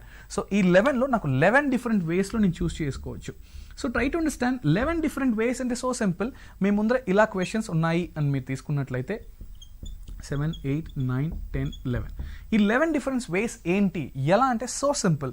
For example నాకు ఒకసారి ఈ 11 questions ఇచ్చారు. ఇప్పుడు నేను ఎలా చూస్ చేసుకుంటాను? ఒక క్వశ్చన్ మాత్రమే చూస్ చేసుకోవాలి. ఫర్ ఎగ్జాంపుల్ 4th question అంటాను. So this is one particular way. For example లేదు 4th కాదు, so I just want to select 8th question. So this is another particular way. So ఇలాంటి 11 different పాసిబుల్ వేస్లో నేను choose చేసుకోవచ్చు. So in such case section 1లో 4 different ways, section 2లో 6 different వేస్లో నేను ఒక క్వశ్చన్ని చూస్ చేసుకోవచ్చు. సెక్షన్ 3లో మీరు చూసినట్లయితే 11 different వేస్లో నేను క్వశ్చన్ని చూస్ చేసుకోవచ్చు. సో ఓవరాల్గా ఎలా చూస్ చేసుకోవచ్చు అని నేను చూసినట్లయితే 4 into 6 into 11. Okay, so 4 into 6 into 11 which is nothing but, so okay, this is ఇది m అనే ఆపరేషన్ అని తీసుకుంటే ఇది n and this is p అని తీసుకుంటే answer is going to be m into n into p operations. In such case 4 into 6 it is going to be 24 and 24 is 24 into 11, so probably it is like 4 and 2 and 4 it is 2, so it is 4 6 2, so answer is 264 ways. So 264 different వేస్లో నేను choose చేసుకోవచ్చు. అంటే ఏంటి ఆ 264 ఏంటంటే for example ఈ first మీకు ఇది ఎక్స్ప్లెయిన్ చేయాలి అంటే ఫర్ ఎగ్జాంపుల్ ఇప్పుడు నేను దీన్ని ఇంకొంచెం డిఫరెంట్ వేలో జస్ట్ చెప్తాను. ఈ 264 వేస్ అనేది మనకు ఆన్సర్ వచ్చింది. ఈ 264 అనేది ఏంటి, ఎందుకు అన్ని డిఫరెంట్ పాసిబుల్ వేస్ వస్తున్నాయి మీకు అర్థం కావాలి అంటే ఫర్ ఎగ్జాంపుల్ ఫస్ట్ సెక్షన్లో 1 2 3 4, సో దిస్ ఇస్ సెక్షన్ 1. ఈ సెకండ్ సెక్షన్లో మీరు చూసినట్లయితే 1 2 3 4 అండ్ థర్డ్ సెక్షన్లో మీరు చూసినట్లయితే 1 2 3 4 5 6 7 8 9 10 11, సో ఇలా 3 డిఫరెంట్ సెక్షన్స్ ఉన్నాయి. ఈ 264 వేస్ అనేది ఏంటి, ఎలా వచ్చింది? మనం సింపుల్గా 4 into 6 into 11 చేసాం, బట్ ఏంటి అనేది మీకు అర్థం చేసుకోవాలి. ఫర్ ఎగ్జాంపుల్ ఈ సెక్షన్లో నాకు 4 క్వశ్చన్స్ ఉన్నాయి, నేను ఒకటి మాత్రమే చూస్ చేసుకోగలుగుతాను. లెట్స్ సే నేను 4ని చూస్ చేసుకున్నాను, ఓకే. అండ్ ఈ పర్టికులర్ సెక్షన్లో నేను థర్డ్ క్వశ్చన్ని చూస్ చేసుకున్నాను. సెక్షన్ 3కి వచ్చేసరికి నేను సెవెంత్ క్వశ్చన్ చూస్ చేసుకున్నాను. సో ఇది ఒక వన్ వే. ఈ పర్టికులర్ ఒకసారి చూసినట్లయితే 4th question, 3rd question, 7th question, ఈ పర్టికులర్ది వన్ వే, ఓకే. సో ఇలా నెక్స్ట్ టైం నాకు ఛాన్స్ ఇచ్చినప్పుడు నెక్స్ట్ టైం నేను చేసినట్టయితే for example second question, let's say for example ఇదే 3rd క్వశ్చన్ అండ్ దెన్ ఇంకొక 3rd 2 3 3, సో ఇలాంటి ఎన్ని డిఫరెంట్ టైప్స్లో నేను ఓవరాల్గా దీంట్లో ఒక క్వశ్చన్, దీంట్లో ఒక క్వశ్చన్, సెక్షన్ 3లో ఒక క్వశ్చన్ చూస్ చేసుకోగలుగుతాను అంటే 264 డిఫరెంట్ వేస్లో నేను చూస్ చేసుకోగలుగుతాను. This is how it works, correct. Now let's see. So a tricolor flag is to be formed having adjacent strips of 3 different colors chosen from 6 different colors. How many different flags can be formed with a different design in which all the 3 strips are always in horizontal position? I repeat, a tricolor flag is to be formed having 3 different adjacent strips with 3 different colors chosen from 6 different colors. How many different flags can be formed with 3 different design in which all 3 stripes are always horizontal position? It's so simple. So మీ దగ్గర 6 different colors ఉన్నాయి, okay. 6 different colors. ఆ 6 different colors నుంచి మనం ఒక tricolour ఫ్లాగ్ని ready చేస్తాం. How it works? It's so simple. Let's say this is a flag, okay. It's a flag. So it's like horizontal stripes అని చెప్పారు కాబట్టి నేను ఇలాంటి ఒక flag. So how many colours ఉన్నాయి అని మనం చూసినట్టయితే 6 different colors. Let's say for example red, blue, green, white, yellow, orange. Okay students try to understand. ఇవన్నీ మీరు రాసి టైం వేస్ట్ చేయాల్సిన అవసరం లేదు ఎగ్జామినేషన్లో. This is just me understanding కోసం ఇది మీరు ఎక్స్ప్లెయిన్ చేస్తాను. మీరు 6 కలర్స్ డైరెక్ట్గా మీరు ఆన్సర్ దీని నుంచి తీసేసుకోవచ్చు. ఇది మీ అండర్స్టాండింగ్ కోసం నేను రెడ్ ఏంటి, బ్లూ ఏంటి, ఈ కలర్స్ మొత్తం అజ్యూమ్ చేసుకొని ఇక్కడ చేస్తున్నాను. బట్ ఎగ్జామ్లో ఇవన్నీ మీరు చేయాల్సిన అవసరం లేదు. You can directly answer the question. All right. Now let's say మీ దగ్గర 6 different కలర్స్ ఉన్నాయి. సో జస్ట్ అజంప్షన్, రెడ్ తీసుకోవాలంటే రూల్ లేదు, you can choose any colour, all right. But different colours, understand, 6 different colours. So red, blue, green, white, yellow, orange, these are the 6 different colours what I have. ఈ 6 colours నుండి నేను ఒక tricolour ఫ్లాగ్ని form చేయాలి. But make sure ఈ 3 colours మీరు ఇక్కడ choose చేసుకునేది డిఫరెంట్గా ఉండాలి. In the sense like for example ఇక్కడ నేను రెడ్ చూస్ చేసుకుంటే it cannot be red once again, it has to be other. Alright, ఇలాంటి ఎన్ని డిఫరెంట్ డిజైన్స్ మనం ఫామ్ చేయొచ్చు, ఎన్ని డిఫరెంట్ వేస్లో మనం దీన్ని ఫామ్ చేయొచ్చు. ఇలాంటి ట్రై కలర్ ఫ్లాగ్ని ఎన్ని డిఫరెంట్ కలర్స్ని ఎన్ని డిఫరెంట్ టైప్స్ ఆఫ్ ఫ్లాగ్స్ మనం ఫామ్ చేయొచ్చు అనేది క్వశ్చన్. So simple.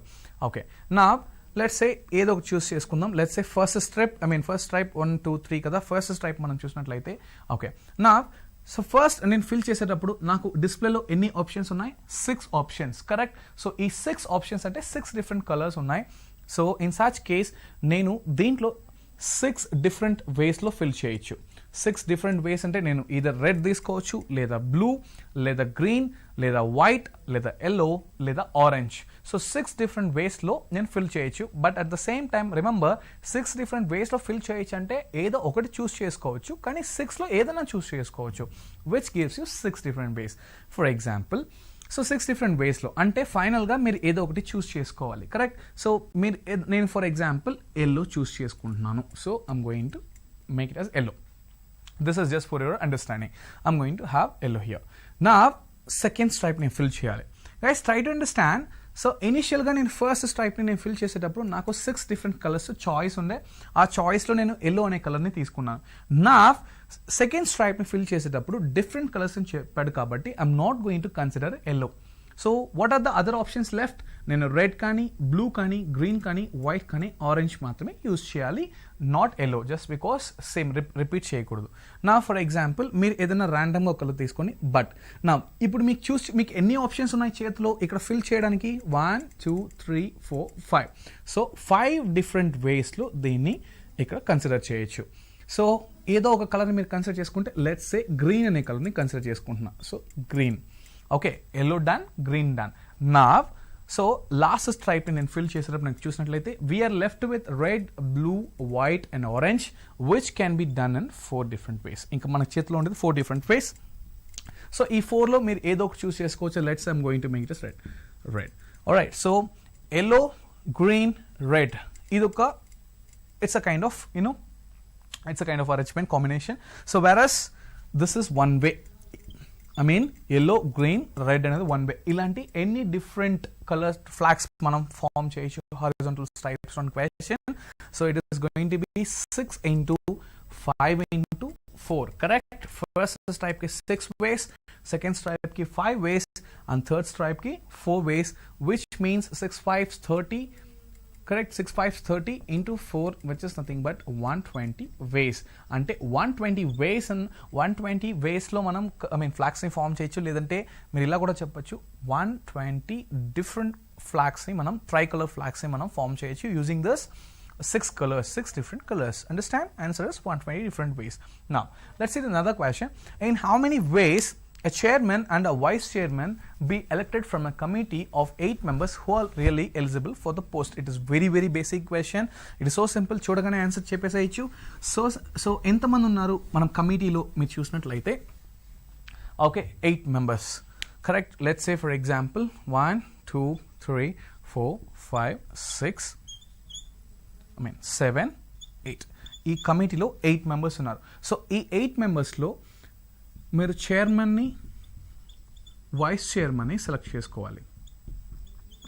సో 8 membersలో చైర్మన్ని, వైస్ చైర్మన్ని సెలెక్ట్ చేసుకోవాలి. సో 8 members ఉన్నారు. సో ఈ 8 members ఫస్ట్ లెట్స్ సే చైర్మన్ని సెలెక్ట్ చేసుకుందాం అనుకుంటున్నా as per the order given in the question. So చైర్మన్ని మీకు ఈ 8 members, సో మీరు 1 చూస్ చేసుకోవచ్చు, second member, third, fourth, fifth, 6th, 7th, 8th. అంటే ఈ 8 membersలో మీరు ఎవరినన్నా చూస్ చేసుకోవచ్చు. So which is nothing but 8 ways. ఈ 8 membersలో ఎవరన్నా చూస్ చేసుకోవచ్చు కాబట్టి 8 different waysలో మనం చూస్ చేసుకోవచ్చు. సో ఇప్పుడు ఏం చేస్తారంటే 8 different waysలో సో ఎవరినో ఒకరిని చూస్ చేసుకుందాం. జస్ట్ ఫర్ 8 waysతో మీ క్వశ్చన్ కంప్లీట్ అయింది. మీ అండర్స్టాండింగ్ కోసం నేను జస్ట్ లైక్ లెట్స్ సే నేను 5th పర్సన్ని నేను చైర్మన్గా సెలెక్ట్ చేసుకుంటున్నా. ఇక్కడ 5 అని చెప్పి రాస్తున్నాను. జస్ట్ గైస్ ఇది మీకు ఎగ్జామ్లో అవసరం లేదు, ఇది మీ అండర్స్టాండింగ్ మాత్రమే. మీ ఎగ్జామ్కి కావాల్సింది 8 different ways. ఓకే, నా next day wise chairman. So already ఒక పర్సన్ని చైర్మన్గా చూస్ చేసాం, ఎవరిది 5. సో 5ని నేను చైర్మన్ అనుకుంటున్నా. నా వైస్ చైర్మన్ని చూస్ చేసేటప్పుడు I cannot consider 5 just because is already been selected for chairman, correct. నా వీఆర్ లెఫ్ట్ విత్ 1 2 3 4 5 6 7 అంటే 7 different వేస్లో మనం సెలెక్ట్ చేయొచ్చు వైస్ చైర్మన్ని. సో ఓవరాల్గా చైర్మన్ అండ్ వైస్ చైర్మన్ ఎన్ని డిఫరెంట్ వేస్ చేయొచ్చు అంటే 8 ways. So it's a M into N operation. So 8 ways into 7 ways. 8 ways into 7 ways, which is 56 different ways lo manam choose cheyochu. Ante different combinations. For example, different combinations ante first person chairman anachu, 7th person vice chairman anachu, ledu 8th person chairman anachu, 5th person vice chairman anachu. Ila any different ways lo manam choose cheyochu ante 56 different వేస్లో మనం దీన్ని చూస్ చేసుకోవచ్చు. చైర్మన్ని, vice చైర్మన్ని 8 members నుండి. Now let's see the next question. If you observe, in how many ways can 5 prizes be given to 7 boys when each boy is eligible for all the prizes? So ఇది question చాలా సింపుల్గా ఉన్న ఇలాంటి question మీకు ఇన్ఫోసిస్లోను, TCS ప్యాటర్న్లోను మీకు repeat అవుతూనే ఉంటుంది. Okay, chala simple question, but still, most of the students, they make mistakes. Even the final year students, when they attend the TCS drive, this kind of question. I mean, 3 years back, 2016 లో మీరు చూసినట్లయితే same question but with post boxes అనే concept వచ్చింది. నా ఈ question ఒకసారి చూడండి. In how many ways 5 prizes can be given to 7 boys when each boy is eligible for all the prizes? So ఇలాంటి క్వశ్చన్స్ మీరు చూసినట్టయితే కాంబినేషన్ పర్ముటేషన్ అని చెప్పి మీ హెడ్ బ్రేక్ చేసుకొని ఆన్సర్ తీసుకురావడానికి బదులు simple logical common sense use చేసినట్లయితే మీకు ఈ క్వశ్చన్కి ఆన్సర్ వచ్చేస్తుంది. ఆల్రైట్, సో ఎన్ని ప్రైజెస్ ఉన్నాయని మనం చెక్ చేసుకుందాం. So we have 5 prizes, correct? First prize P1, now P2, P3, P4, P5. Students, నేను మీ అండర్స్టాండింగ్ కోసం ఇవన్నీ ఈ ఎగ్జాంపుల్స్ అన్ని ఇలా డ్రా చేసి మీకు ఎక్స్ప్లెయిన్ చేస్తున్నాను. ఎగ్జామ్లో ఇవన్నీ మీరు చేయాల్సిన అవసరం లేదు. 5 prizes కాబట్టి మీరు డైరెక్ట్గా దాని ఆన్సర్ నేను ఎలా చేయాలని చెప్తాను. బట్ ఇప్పుడు జస్ట్ లైక్ అండర్స్టాండింగ్ కోసం నేను ఇవన్నీ డ్రా చేస్తాను. Alright, now if you ask me how many boys are there, we have 7 boys. Let's say B1, B2, B3, B4, B5, B6, B7. So 7 మంది బాయ్స్ ఉన్నారు. ప్రైజెస్ ఎన్ని ఉన్నాయి మీరు చూసినట్లయితే 5 different prizes ఉన్నాయి. Now, in how many ways can 5 prizes be distributed or given to 7 boys when each boy is eligible for all the prizes? For example, boy 1, first అబ్బాయి అని తీసుకుంటే ఒక స్టూడెంట్ ఈ particular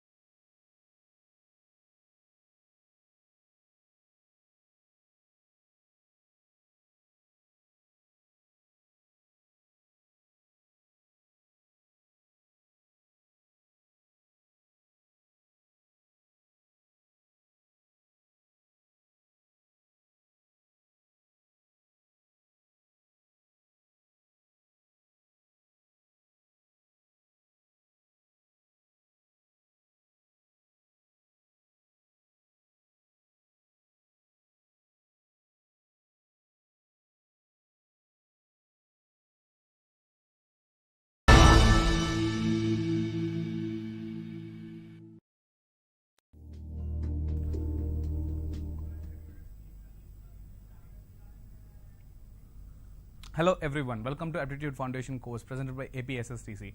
So in the yesterday's class we were discussing the calendars, am I right? I mean the shortcuts, I mean the codes for days, months and the century. Based on the codes, how to deal with the procedure.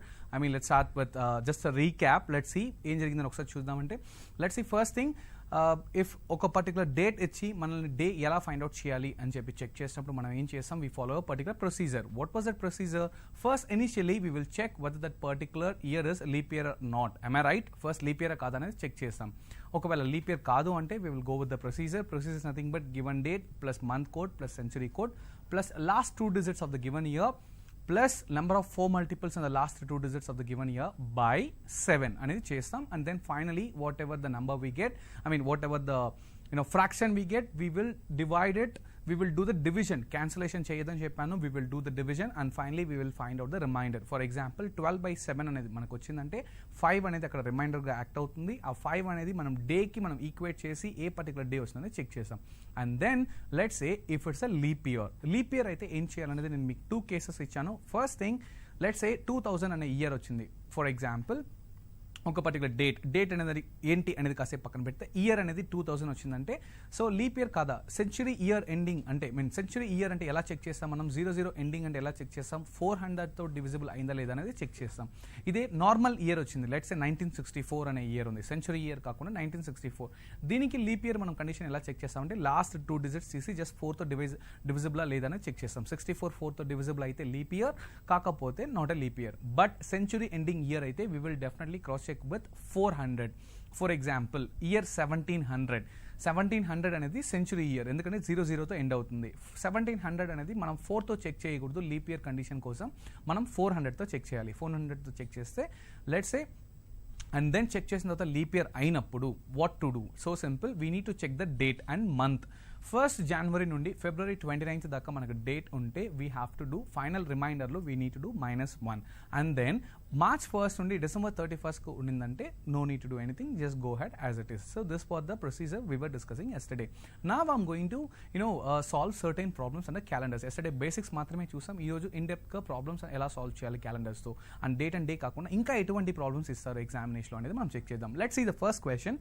If you see the first question, which among the following year is a leap year?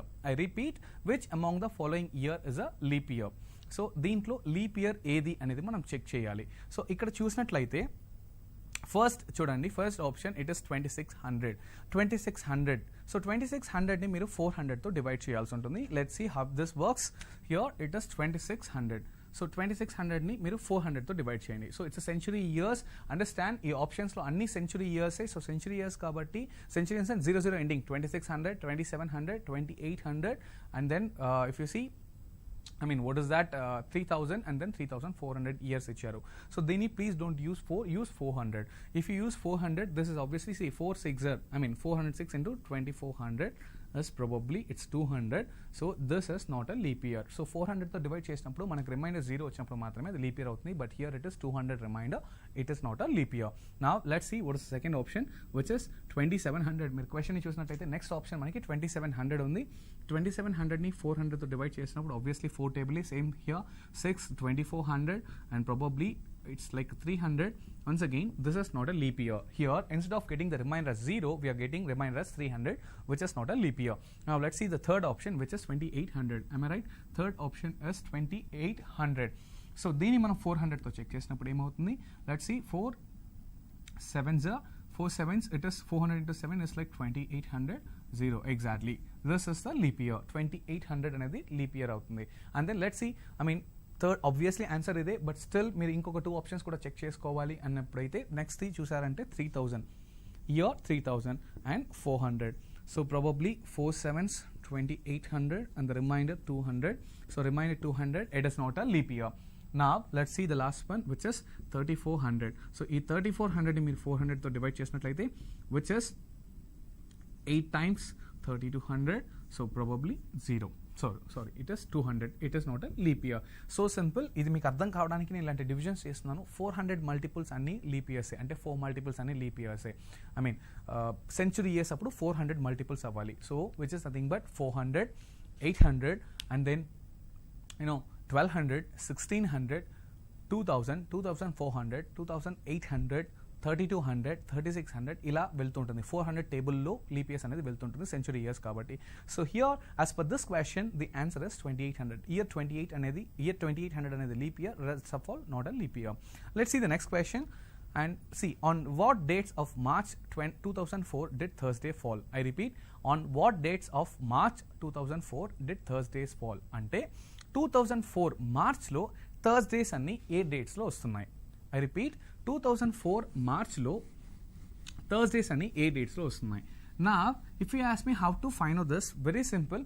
డైరెక్ట్గా Thursday ఏంటి అనేది మనం check చేయడం అనేది not possible. So బాగా అర్థం చేసుకోండి. March 2004లో మార్చ్ 2004లో థర్స్డేస్ ఏ డేట్స్లో ఉన్నాయి అంటున్నారు. సో ఇది ఒక థర్స్డేనా అంటే no, we need to find out all the Thursdays. సి మినిమం అని చూసారంటే 4 థర్స్డేస్ ఉండొచ్చు, మాక్సిమం అని చూసారంటే 5 థర్స్డేస్ ఉండొచ్చు. There is no possibility that you can get less than 4 Thursdays or more than 5 Thursdays. So 4 అనేది మినిమం, 5 అనేది మాక్సిమం. సో ఆ పర్టికులర్ థర్స్డేస్ అన్ని ఏ డేట్లో వస్తున్నాయి అనేది మనం చెక్ చేయాలి. సో ఫస్ట్ థర్స్డే మనకి ఎప్పుడు వస్తుందని తెలిస్తే ఆటోమేటిక్గా మిగతా థర్స్డేస్ అనేది మనం ఫైండ్ అవుట్ చేయొచ్చు. అది ఎలా చేయాలి? So simple. First let's find out first March 2004 ఏ పర్టికులర్ డేలో వస్తుందని చెక్ చేద్దాం. I mean what was the day on first March 2004. Based on this we shall calculate accordingly. Alright, so first March 2004 అనేది ఎలా మీరు చెక్ చేయాల్సిందంటే first thing the procedure which we need to find out given date is 01 plus month code. సి మేము already మీకు మంత్స్కి codes ఇచ్చాను which is 033614625. I mean 035. These are the month codes to the corresponding months. అవునా? So ఇప్పుడు ఇందులో మీరు చూసినట్లయితే మార్చ్ అనేది 3rd month.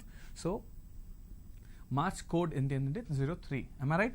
And then plus century code. So century code we know clearly 1900 నుండి 1999కి it is 0. And then 2000 నుండి 2099కి code ఏంటి అని చూసారు అంటే 0642 if you remember.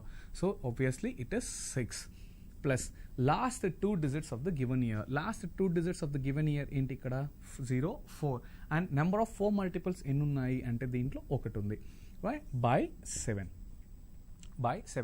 and check. see remember this is ఇది సాల్వ్ చేసే ముందు మీరు అండర్స్టాండ్ చేసుకోవాల్సింది ఏంటంటే 2004 లీప్ ఇయరా కాదా అనేది మీరు చెక్ చేయాల్సి ఉంటుంది. 2004 ఇస్ అ లీప్ ఇయర్. ఎందుకంటే it's a 4, it is actually divisible by 4. అవునా? సో 2000 అనేది లీప్ ఇయర్, 2004 కూడా leap year. So it's a leap year condition. ఇది సాల్వ్ చేసే ముందు ఫస్ట్ మీరు లీప్ ఇయర్ కండిషన్ ఒకసారి చెక్ చేసుకోండి. So 2004 is a leap year. But దీంట్లో వన్స్ మీరు లీప్ ఇయరా కాదా అనేది కన్ఫర్మ్ చేసిన తర్వాత లీప్ ఇయర్ అయింది కాబట్టి యూ నీడ్ టు చెక్ ఇది Jan 1st నుండి February 29th లోపల ఉన్న డేట్ ఉందా, లేదు March 1st నుండి December 31st ఉన్న డేట్ ఉందా అని చెప్పి. So this is in the second slot. అంటే March 1st నుండి December 31st లో ఉన్న సెకండ్ స్లాట్లో ఉంది. సెకండ్ స్లాట్లో ఉంది కాబట్టి no need to do -1. You can go ahead as it is. -1 దీనికి చేయాల్సిన అవసరం లేదు.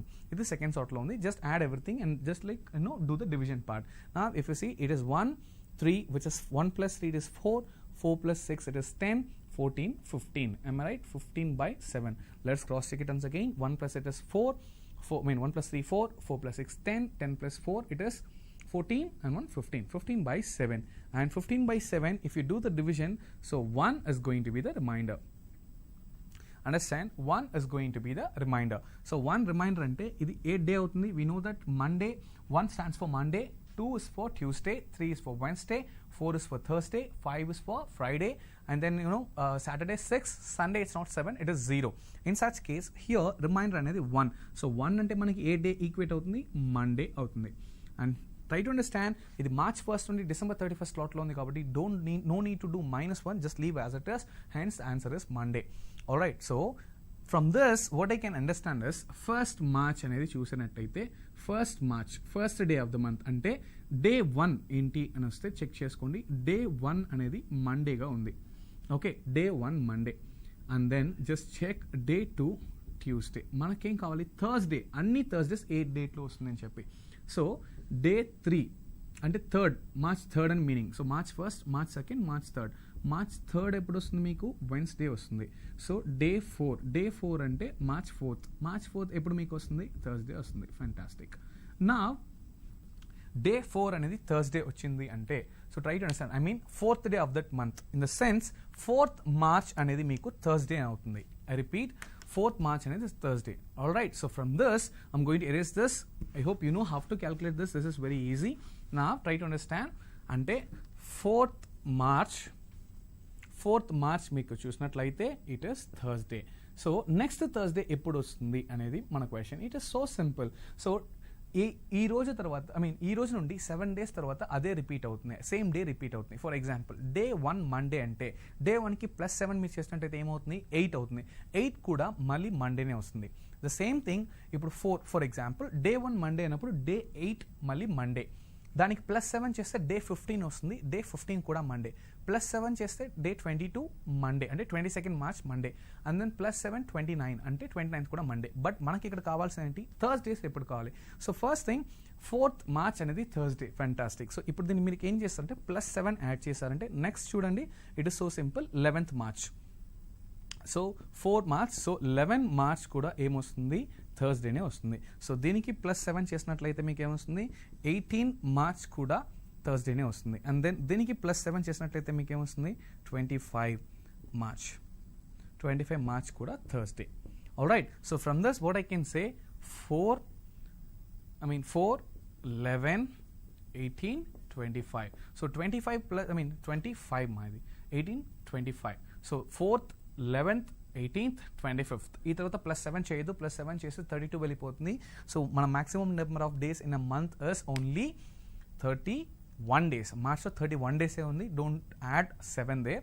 So 4, 11, 18, 25th of that particular month is Thursdays ఏ మంత్స్లో వచ్చాయి, 4th, 11th, 18th, 25th. ఈ పర్టికులర్ 4 dates అనేది మీకు థర్స్డేస్గా ఉంటుంది మార్చ్లో. Alright, let's see the next question.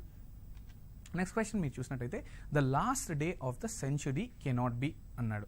So last day of the century cannot be. దీనికి ఒక డైరెక్ట్గా నేను మీకు ఆన్సర్ చెప్పొచ్చు, I mean Tuesday, Thursday, Saturday అని చెప్పి. But I don't want to tell in such a way. I need to tell you how this works.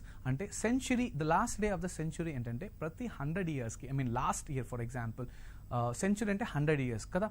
ఆ last day అనేది 31st December of that particular century, last day of the century cannot B. ఒక particular రూల్ని follow అవుతుంది. అది ఎలా check చేయాలి? For example మనం ర్యాండమ్గా ఒక 4 dates తీసుకొని దాన్ని సాల్వ్ చేసినప్పుడు we will get to know what are the dates we get. Let's see how this works. నేను last day of the century అన్నాడు కాబట్టి నేను మీకు 4 different dates ఎగ్జామ్లో మీరు చేయాల్సిన అవసరం లేదు. దీని యొక్క సొల్యూషన్ నేను మీకు చెప్తాను, మీరు అది డైరెక్ట్గా నోట్ చేసుకుని ఆన్సర్ చేసేయచ్చు. Just because frequently as question ఇది మీరు అర్థం చేసుకోవడానికి మాత్రమే ఇది నేను ప్రూవ్ చేసి చూపెడతాను. ఎగ్జామ్లో please don't do all this calculation, you can directly hit the answer. All right, now let's say so last day of the centuries కాబట్టి 31st December. Let's talk about 1999. All right, 31st December 1999. All right, century అన్నాడు కాబట్టి let's talk about century అంటే ఒక 100 yearsకి. So in such case మనకేం చేద్దాం, let's talk about 2000. Let's talk about 31st December 2000, last day of the century. Am I right? Or then మీరు చూసినట్లయితే last day December, and then let's talk about 2100. All right, and then 31st December 2200, and then here let's talk about December 1900. So ఇవన్నీ చూసారంటే last day of that century years కదా ఇవన్నీ. 1900, 2000, 2100, 2200. So ఇవి మనం solve చేసి ఏ పర్టికులర్ ఇయర్లో ఏ particular డేస్లో వస్తుందని మనం చెక్ చేసినట్లయితే it is easy for us to get the answer. Let's see how this works. First date మనం సాల్వ్ చేద్దాం. సో December 31st, 1900 అనేది మనం చూసినట్లయితే let's solve. So century course మనకు క్లియర్గా తెలుసు, it is 1900 to 1999. Answer is 0. We all know this. 1900 to 1999, the code is 0. ఈ particular code use చేసి మనం సాల్వ్ చేయబోతున్నాం. నా గివెన్ డేట్ ఫస్ట్ ఇది లీప్ ఇయరా కాదా అనేది మీరు చెక్ చేసుకోవాల్సి ఉంటుంది. సో 1900 అనేది సెంచురీ ఇయర్ 400 మల్టిపుల్ కాదు. సో మీరు వరీ అవ్వాల్సిన అవసరం లేదు. 2000 అని ఫస్ట్ 400 మల్టిపుల్ సెంచురీ ఇయర్స్లో మీరు చూసినట్టయితే 400, then 800, then 1200, and then 1600, and then 2000. So obviously 1900 అనేది లీప్ ఇయర్ కింద రాదు. Even though it is divisible by 4, it is not divisible by 400, hence it's not a leap year. So in such case we can proceed directly. Now given date మనం తీసుకున్నట్లయితే 31 plus month code. So December యొక్క code మీకు తెలుసు, it's like 0336214625035. అంటే last డిసెంబర్లో month code ఏమొస్తుంది, it's 5. Plus next చూసినట్టే century code ఇక్కడ ఏంటి 0, plus last 2 digits of the given year 00, plus and then మనం చూసినట్లయితే నెంబర్ ఆఫ్ 4 మల్టిపుల్స్ 00లో మల్టిపుల్స్ ఉండవు. So it is obviously 00/7. Fantastic. నా 0 0 0 3 digits చూసినట్లయితే 3 పారామీటర్స్ అనేది 0 అయింది. So 31 + 6 obviously 36/7. ఆల్రైట్, 36/7 ఏమవుతుంది, 7 5 35. So it is obviously reminder అనేది ఇక్కడ 1 అవుతుంది. am I right? రిమైండర్ అనేది ఇక్కడ 1, which is nothing but Monday. Reminder 1 అంటే Monday. So 7 5 35, then the remainder is 1 is Monday. So from this what I can say, 31st నేను మీకు సైడ్లో రాస్తాను, 31st December 1990 అనేది మేము చూసినట్లయితే ఇట్ ఈస్ మండే. జస్ట్ ఏమని రాస్తున్నాను for your reference, it is Monday. Alright, నా let's talk about 31st December 2000 ఏమవుతుంది అనేది ఒకసారి చెక్ చేద్దాం. 31st December 2000. Okay, 31st December 2000 ఏమవుతుంది ఒకసారి చెక్ చేసినట్లయితే ఫెంటాస్టిక్. ఆల్రైట్, నా సో 2000 అనేది మీరు చూసినట్లయితే it's a leap year, 400 divisible. But 31st డిసెంబర్లో ఉంది కాబట్టి ఇది సెకండ్ స్లాట్లో ఉంది. మార్చ్ 1st నుండి డిసెంబర్ 31st వరకు సెకండ్ స్లాట్, అంటే మీరు -1 చేయాల్సిన అవసరం లేదు. You can proceed. Leap year అయినా ఏం చేంజెస్ లేదు, just proceed accordingly. So first thing date ఏంటి, given date it is 31, plus మనం చూసినట్లయితే month code, December month code ఏమవుతుంది 05, no changes at all. Plus century code, yes century code ఇక్కడ మీరు చూసినట్లయితే 2000 నుండి 2099 దాకా మనకు సెంచురీ కోడ్ ఏమవుతుంది 06 అవుతుంది. ఆల్రైట్, 6.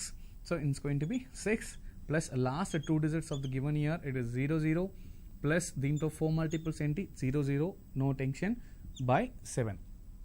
నా ఇప్పుడు మీరు చూసినట్లయితే 31 5 ఎంతంటే 36, 36 + 6 ఏమవుతుంది, 36 + 6 మీరు చూసినట్లయితే ఇట్ ఇస్ 42. సో 42/7. సో ఇప్పుడు రిమైండర్ మీకు ఏమవుతుంది 0 అవుతుంది, అవునా. 7 6 42, రిమైండర్ 0. సో 0 అనేది రిమైండర్ అంటే మనకి ఏ పర్టికులర్ డే వస్తుంది, సండే వస్తుంది. సో 31st December 2000 మీరు చూసినట్లయితే it is going to B Sunday. 31st December 2000 is going to B Sunday. Alright, next మనం చూసినట్లయితే సో 31st December 2100 అనేది మనం చెక్ చేయాల్సి ఉంటుంది. 31st December 2100 అనేది చెక్ చేయాల్సి ఉంటుంది. సో దాన్ని మనం చెక్ చేస్తే let's see, just year change year code కూడా చేంజ్ అవుతుంది దాంతోపాటు. సో ఇక్కడ ఏంటంటే 31st December 2100, 31st December 2100. Fantastic. Now year it is 31, given date is 31, and then plus, so what is that, month code which is 5 plus century code. So 20 century code ఏమవుతుంది 04, am I right? 064, 1900 to 1990, 2000 to 2096, and then next చూసారంటే 4 అవుతుంది, plus last 2 digits 00.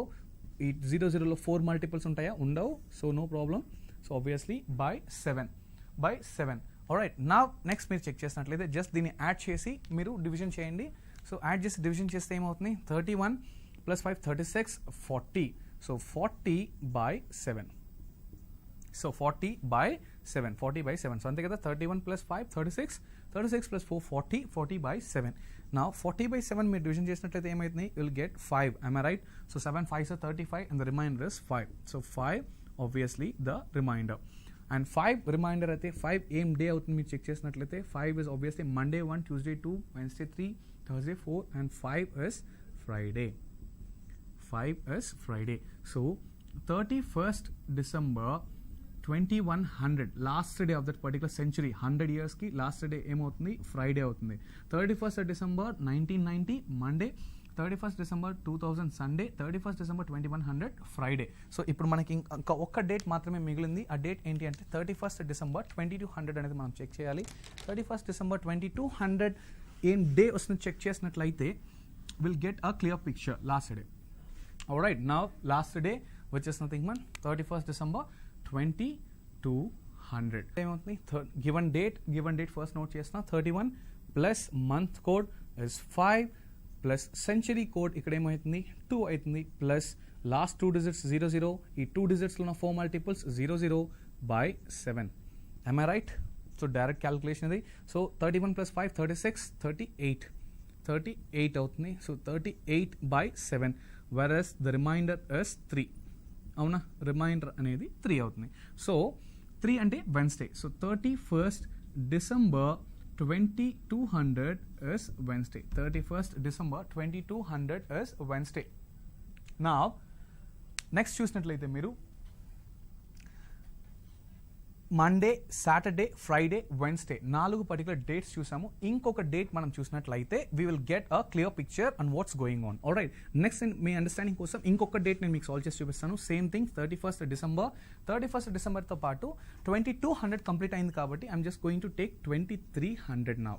So 31st December 2300. So 2300 ఎలా ఉంటుంది? Same thing.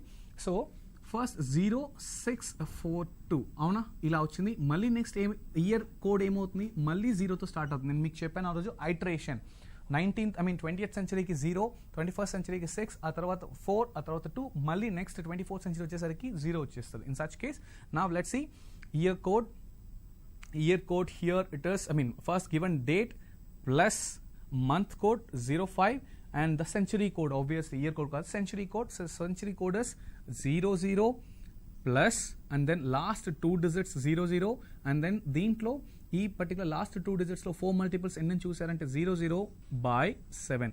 Now it is once again ఈ calculation మీరు check చేసినట్టయితే 31 plus 5 36 and all zeros, so 36/7 which is nothing but 7 5s are 35 and 1 reminder. So 1 reminder అన్నప్పుడు మీకు ఏమవుతుంది 31st December 2300 అని చేసేసరికి మళ్ళీ మండే వచ్చేస్తుంది. I hope you understand how this works. So 31st December 1990 Monday, 31st December 2000 Sunday, 31st December 2100 Friday, 31st December 2200 Wednesday, 31st December 2300 వచ్చేసరికి ఎలా ఈ 0642 ఈ పర్టికులర్ 0642 ఎలా మీకు రిపీట్ అవుతూ వస్తున్నాయో ఇక్కడ కూడా అదేలాగే ఈ మండే, సాటర్డే, ఫ్రైడే, వెన్స్డే అనేది కూడా రిపీట్ అవుతూనే వస్తుంటుంది. ఆల్రైట్, సో ఇందులో మీకు లాస్ట్ డే అంటే 31st December of that particular century, not decade, 100 years. So ఇందులో మీరు అండర్స్టాండ్ చేసుకోవాల్సిందంటే Monday, remember Monday, Sunday, Friday, Wednesday అనేది లాస్ట్ డే రిపీట్ అవుతూనే ఉంటుంది ఒక పర్టికులర్ ఆర్డర్లో. ఆల్రైట్, ఇన్ సచ్ కేస్ మీకు రిపీట్ దీంట్లో last day of that century రానివి ఏవి అని చూసంటే మిస్సింగ్ చూడండి. Tuesday no we're not getting, and then Thursday we are not getting, and then Saturday we are not getting. So from this I can say the last day of the century year cannot be a Tuesday, cannot be a Thursday, and cannot be a Saturday. So ఇది మీరు డైరెక్ట్గా గుర్తుపెట్టుకోవాల్సింది. ఈ particular calculation అనేది ఎగ్జామ్లో మీరు చేస్తే మీకు టైం సరిపోదు. ఇది జస్ట్ మీకు అండర్స్టాండింగ్ కోసమే చేసి చూపెట్టాను. మీకు కావాలి అంటే 31st December 2400, 31st December 2500 మీరు చేస్తూ రావచ్చు. ఇదే ఈ లూప్ మీకు మండే, సాటర్డే, ఫ్రైడే, వెన్స్డే అనేది రిపీట్ అవుతూనే ఉంటుంది తప్ప at any cost last day of that century cannot be Tuesday, Thursday and then Saturday. Remember this. Alright, let's see the next question. Next question చూసినట్లయితే okay, the last day of the century year cannot be is we're done with this. And then the next question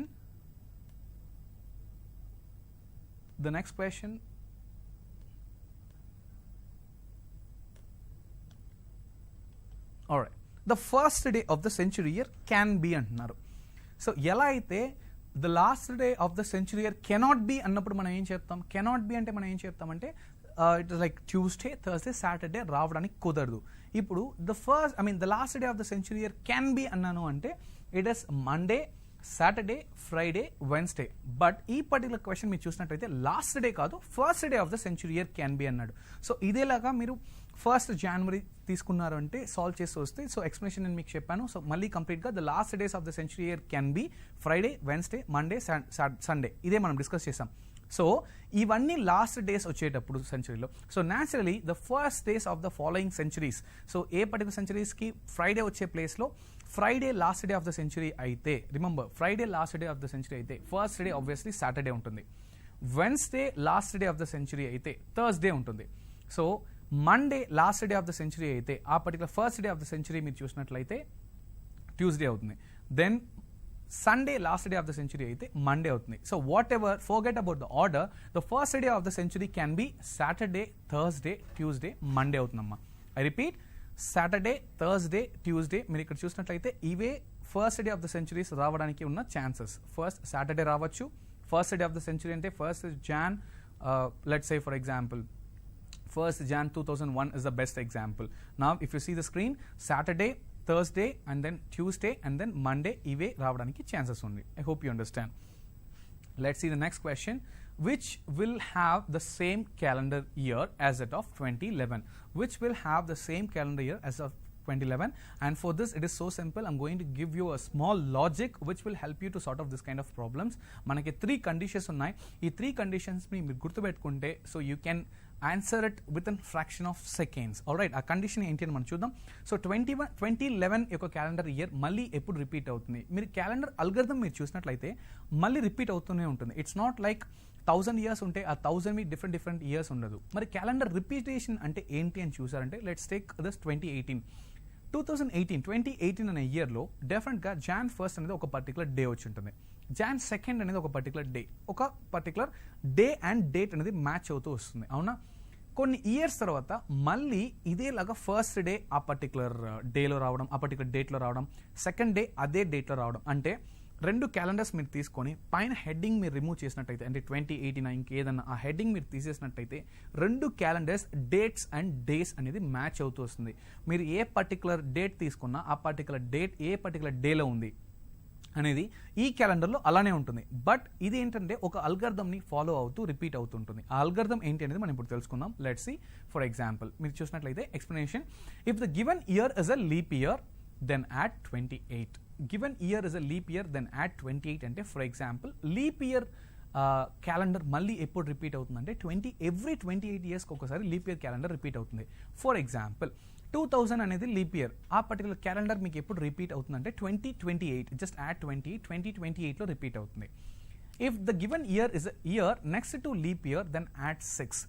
next to leap year అంటే for example ఇప్పుడు 2000 అనేది leap year, లేదు మీరు 2004 తీసుకోవచ్చు leap year, 2008 తీసుకోవచ్చు. మీరు ఏ leap year మీరు తీసుకున్నట్టయినా మీరు జస్ట్ 28 యాడ్ చేసినప్పుడు మళ్ళీ రిపిటేషన్. సో అది ఎలా అనేది నేను చెప్తాను. It is so simple. Let's see how this works. So 2004 నేను తీసుకున్నాను. 2004 అనేది ఇయర్ ఒక లీప్ ఇయర్. ఈ లీప్ ఇయర్ క్యాలెండర్ నాకు మళ్ళీ ఎప్పుడు రిపీట్ అవుతుందంటే జస్ట్ యాడ్ 28. మీరు 28 యాడ్ చేసినప్పుడు ఏమవుతుంది? 2032. That's it. So from this what I can say, 2004 calendar 2032 calendar అనేది సేమ్ గా ఉంటుంది. This is how the calendar algorithm works. This is how they design the algorithm. All right. Next, let's say for example మీరు ఏదైనా తీసుకోవచ్చు. 2016 అనేది కూడా ఒక leap year. Am I right? 2016 leap year. దీనికి మీరు ప్లస్ 28 యాడ్ చేసినట్టయితే ఏమైతుంది? It's so simple, 2044. So 2044. So 2016 and 2044 calendar రెండు సేమ్ గా ఉంటుంది. ఓకే, రిపీట్ అవుతుంది. ఇది లీప్ ఇయర్కి. So if the year next to leap year అంటే ఏంటని చూస్తే ఫర్ ఎగ్జాంపుల్ 2004 అనేది మీకు లీప్ ఇయర్. అవునా? So year next to leap year అంటే 2005 అనేది year next to leap year అవుతుంది. సేమ్ థింగ్ ఇప్పుడు 2016 అనేది లీప్ ఇయర్ అయితే 2017 అనేది year next to leap year. Alright, తర్వాత ఇమ్మీడియట్గా వచ్చే లీప్ ఇయర్ తర్వాత ఇమ్మీడియట్గా వచ్చే ఇయర్ని నెక్స్ట్ టు లీప్ ఇయర్ అంటాం. సో వాటికి మనం ఏం చేయాలంటే add 6. It is so simple. Add 6 అంటే లెట్స్ సే నేను 2005 తీసుకుంటున్నాను. 2005 is an year next to leap year, ఎందుకంటే 2004 లీప్ ఇయర్. సో నేను దానికి 6 యాడ్ చేసుకుంటే it is so simple. It is going to be 2011. So 2005లో వచ్చిన 2005లో వచ్చిన ఇయర్ యొక్క క్యాలెండర్ ఇయర్ దాని యొక్క రిపిటేషన్ ఎప్పుడు ఉంటుందంటే మళ్ళీ యాడ్ 6 అంటే 2011లో రిపీట్ అవుతుంది. బట్ మన క్వశ్చన్ ఇది కాదు. మనకి 2011లో వచ్చే క్యాలెండర్ మళ్ళీ ఎప్పుడు రిపీట్ అవుతుంది దానికి మళ్ళీ వస్తాను. And then we have one more thing. For others add 11 అని చెప్పాను. ఫర్ అదర్స్ యాడ్ 11 అంటే ఫర్ ఎగ్జాంపుల్ ఒక లీప్ ఇయర్ నుండి ఇంకొక లీప్ ఇయర్ రావడానికి మనకి 4 years మధ్యలో గ్యాప్ ఉంటుంది. ఎవ్రీ 4 yearsకి వస్తుంది కాబట్టి మధ్యలో 3 years గ్యాప్ ఉంటుంది. ఇన్ సచ్ కేస్ ఎలా అనేది చూద్దాం. ఒక 4 years ఎగ్జాంపుల్ తీసుకొని నేను చెప్తాను. మీరు ఏ క్వశ్చన్కైనా ఇదే అప్లై చేసుకోవచ్చు. Let's take 4 years. నేను 2016, 2017, 2018 అండ్ దెన్ 2019 ఈ 4 years నేను మీకు తీసుకుంటున్నాను. దీంట్లో this is a leap year. So this is నేను స్టార్ మార్క్ పెట్టినాను. దీనికి జస్ట్ 28 యాడ్ చేస్తే 2044 వచ్చేస్తుంది.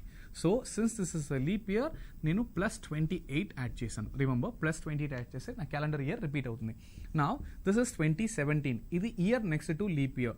2017 ఏమవుతుందంటే 2023లో మళ్ళీ రిపీట్ అవుతుంది. So I will just add 6 ఎందుకంటే దిస్ ఇస్ ద అల్గోరిథం. +6 అనేది యాడ్ చేస్తాను ఎందుకంటే year next to leap year కాబట్టి జస్ట్ యాడ్ 6.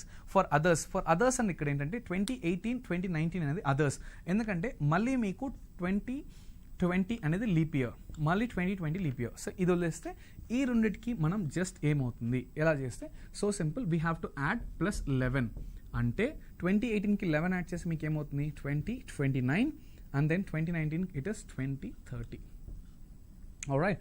సో ఇది చూశారు అంటే 2018 యొక్క క్యాలెండర్ ఇయర్ 2029లో రిపీట్ అవుతుంది అండ్ దెన్ 2019 యొక్క క్యాలెండర్ ఇయర్ 2030లో రిపీట్ అవుతుంది. So simple. Alright. Add 28 if it's a leap year, add 6 if it's a year next to leap year, add 11 for others. ఇప్పుడు మన క్వశ్చన్ మనం చూసినట్లయితే so just see the question once. It is so simple. Which are will have the same calendar year as that of 2011 అని చెప్పి మీకు ఇచ్చాము. 2011 మీకు ఇచ్చినట్లయితే see it is so simple. So 2011 అనేది ఏంటి అని చెక్ చేయాలి. see 2008 అనేది leap year. am I right? 2008 అనేది లీప్ ఇయర్. 2009 అనేది చూసినట్లయితే మీకు year next to leap year, next 2010 and then 2011. this is how it works. So అది నేను మీకు క్లియర్గా రాస్తే I repeat this once again. So 2008 అనేది మీరు చూసినట్లయితే it's a leap year. Alright. 2009 it's a year next to leap year, next 2010 and 2011. So 2011 others వస్తుంది కాబట్టి just add +11. So which you'll get it in 2023. 2011 it's like 2022. That's it. Just add 11. It's so simple. So whatever it is, just add 11. And if you see the options, it is 2022. That is what we are talking about. My screen is chusinattayite option A 2015, 2016, 2017, 2018 and then 2022. All right, this is how it works.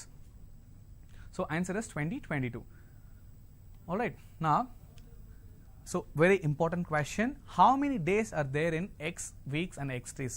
Most frequently asked question when it comes to calendars. So question మళ్ళీ note చేసుకోండి, చాలా important.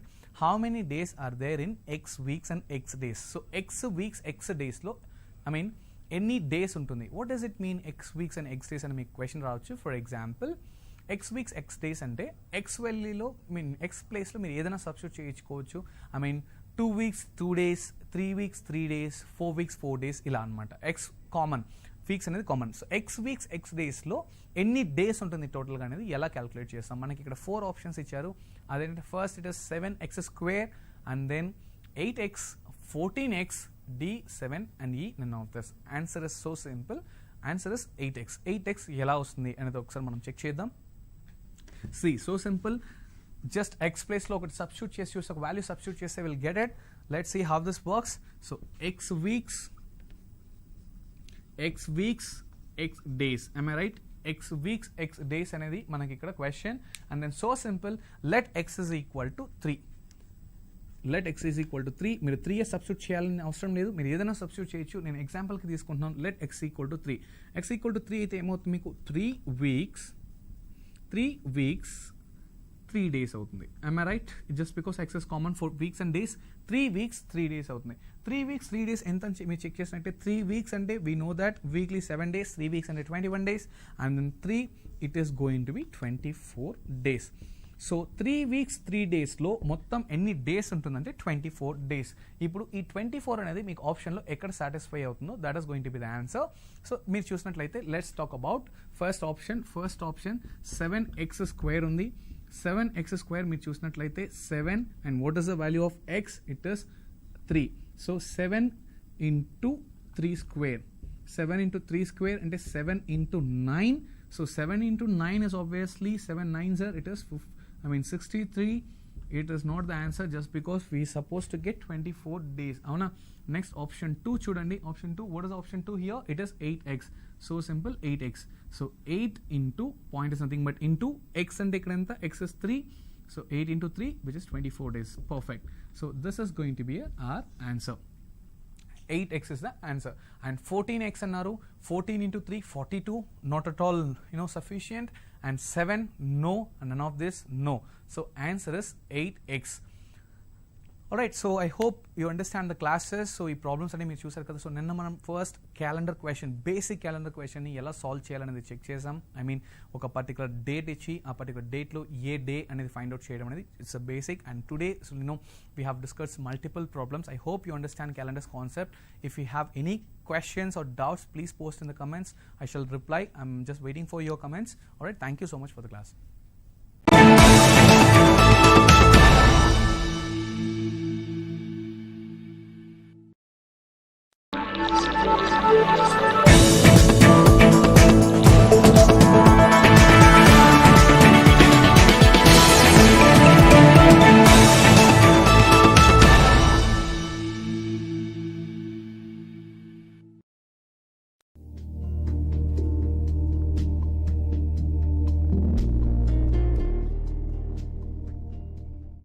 Everyone, good morning. Welcome to Aptitude Foundation course presented by APSSDC.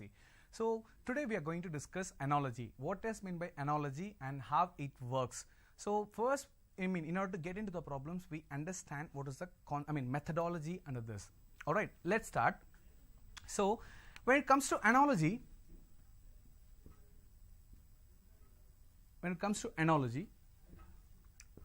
let's discuss the format first. What is meant by analogy and how it works? See, it is so simple.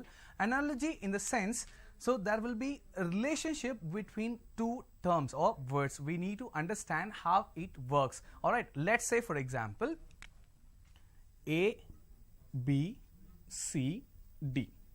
Can you see this? A, B, C, D. Alright, now I'm going to, apply some relationship to this particular variables, and I'm going to derive an analogy from this and how it works ane chuddamante. See for example, A and B ikkada nenu meeku 4 variables rasanu avuna. Ee 4 variables chusaru ante, see here A and B oka relationship lo undi, hence I'm going to use this colon. I repeat, A and B anedi oka relationship lo undi, ee particular relationship. So A and B are in a particular relationship, and try to understand C and D are in a particular relationship.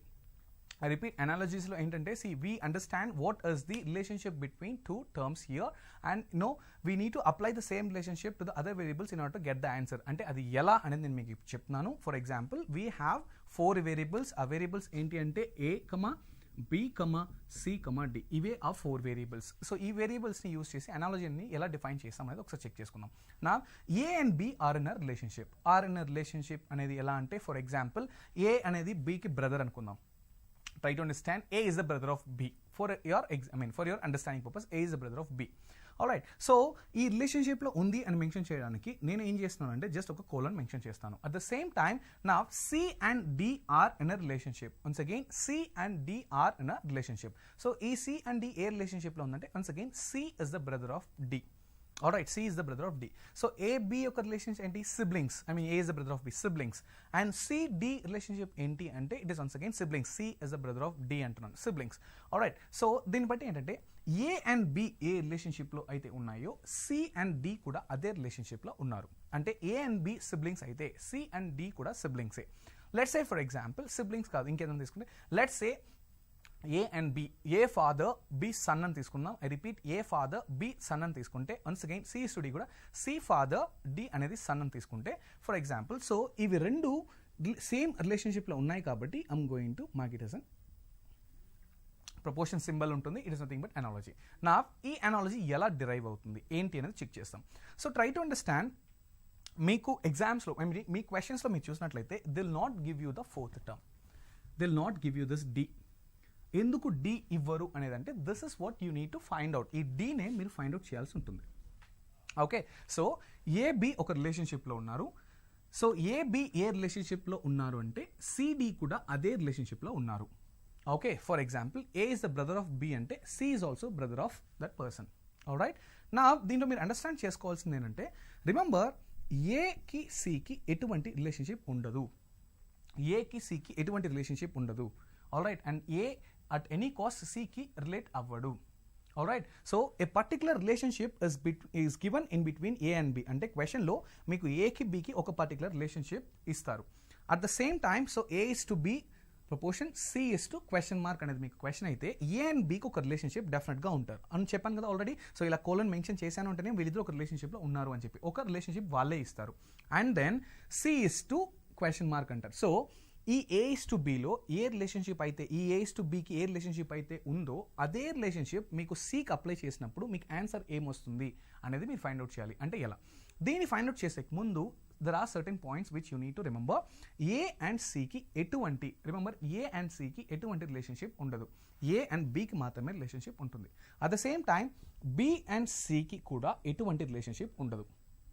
Alright. ఇది ఎలా అనేది మనం explain చేస్తే so A, B అనేది ఒక team. Alright.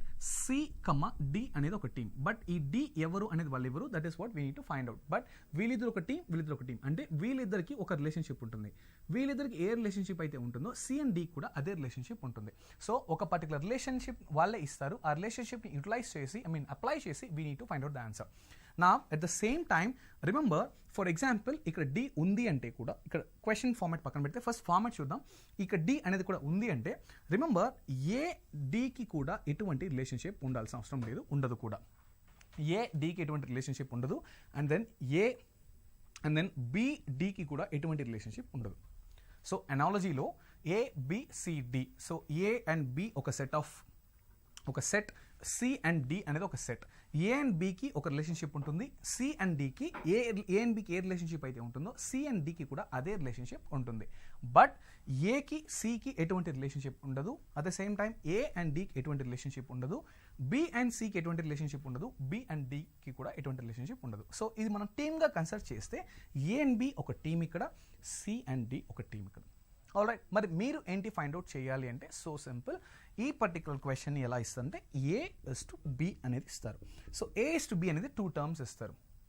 Alright. ఈ 2 terms చూడగానే మీరు first thing answer find out చేయాల్సిన అవసరం లేదు. ఫస్ట్ థింగ్ ఇక్కడ D ఏంటి అనేది మీరు ఫైండ్ అవుట్ చేసే ముందు అంటే A is to B proportion C is to D అంటే దీన్ని మీరు అర్థం చేసుకోవాల్సింది అంటే A అండ్ B ఎటువంటి రిలేషన్స్లో ఉన్నారో C and the next term కూడా అదే రిలేషన్షిప్లో ఉన్నారు. సో క్వశ్చన్ చూడగానే మీరు ఫైండ్ అవుట్ చేయాల్సింది ఏంటంటే ఈ రిలేషన్షిప్ ఏంటి అనేది మీరు ఫైండ్ అవుట్ చేయాలి. ఇది మీరు ఎలా ఫైండ్ అవుట్ చేస్తారు అంటే సో మీ ఒకాబులరీ మీకు దీంట్లో హెల్ప్ చేస్తున్నాయి. గైస్ ట్రై టు అండర్స్టాండ్ అనాలజీస్లో మీకు నెంబర్ అనాలజీ ఉంది, రిమెంబర్ నెంబర్ అనాలజీ ఉంది, వర్డ్ అనాలజీ ఉంది, కోడింగ్ అండ్ డీకోడింగ్ అనాలజీ ఉంది. సో అనాలజీ అనేది ఓన్లీ ఒకాబులరీకి మాత్రమే యూస్ చేస్తారని కాదు, అనాలజీ అనేది నంబర్స్కి కూడా యూస్ చేస్తారు. So it depends. Alright, so we have 3 types of analogies. First type, questions based on vocabulary, English terminology, words and words probably, and then questions based on numbers and questions based on coding and decoding. Alright. Now, so A and B ఒక relationship, ఈ రిలేషన్షిప్ని ఏంటి అనేది మనమే find out చేయాల్సి ఉంటుంది, వాళ్ళు ఇవ్వరు. Alright. ఈ రిలేషన్షిప్ ఫైండ్ అవుట్ చేసిన తర్వాత ఇదే రిలేషన్షిప్ని మనం ఇక్కడ Cకి అప్లై చేస్తాం. సో Cకి అప్లై చేసినప్పుడు అప్లికేషన్ రిలేషన్షిప్ అప్లికేషన్. సో ఇది అప్లై చేసినప్పుడు ఏమవుతుందిరా అంటే మనకి ఈ ఫైనల్ ఆన్సర్ ఆటోమేటిక్గా డిరైవ్ అవుతుంది.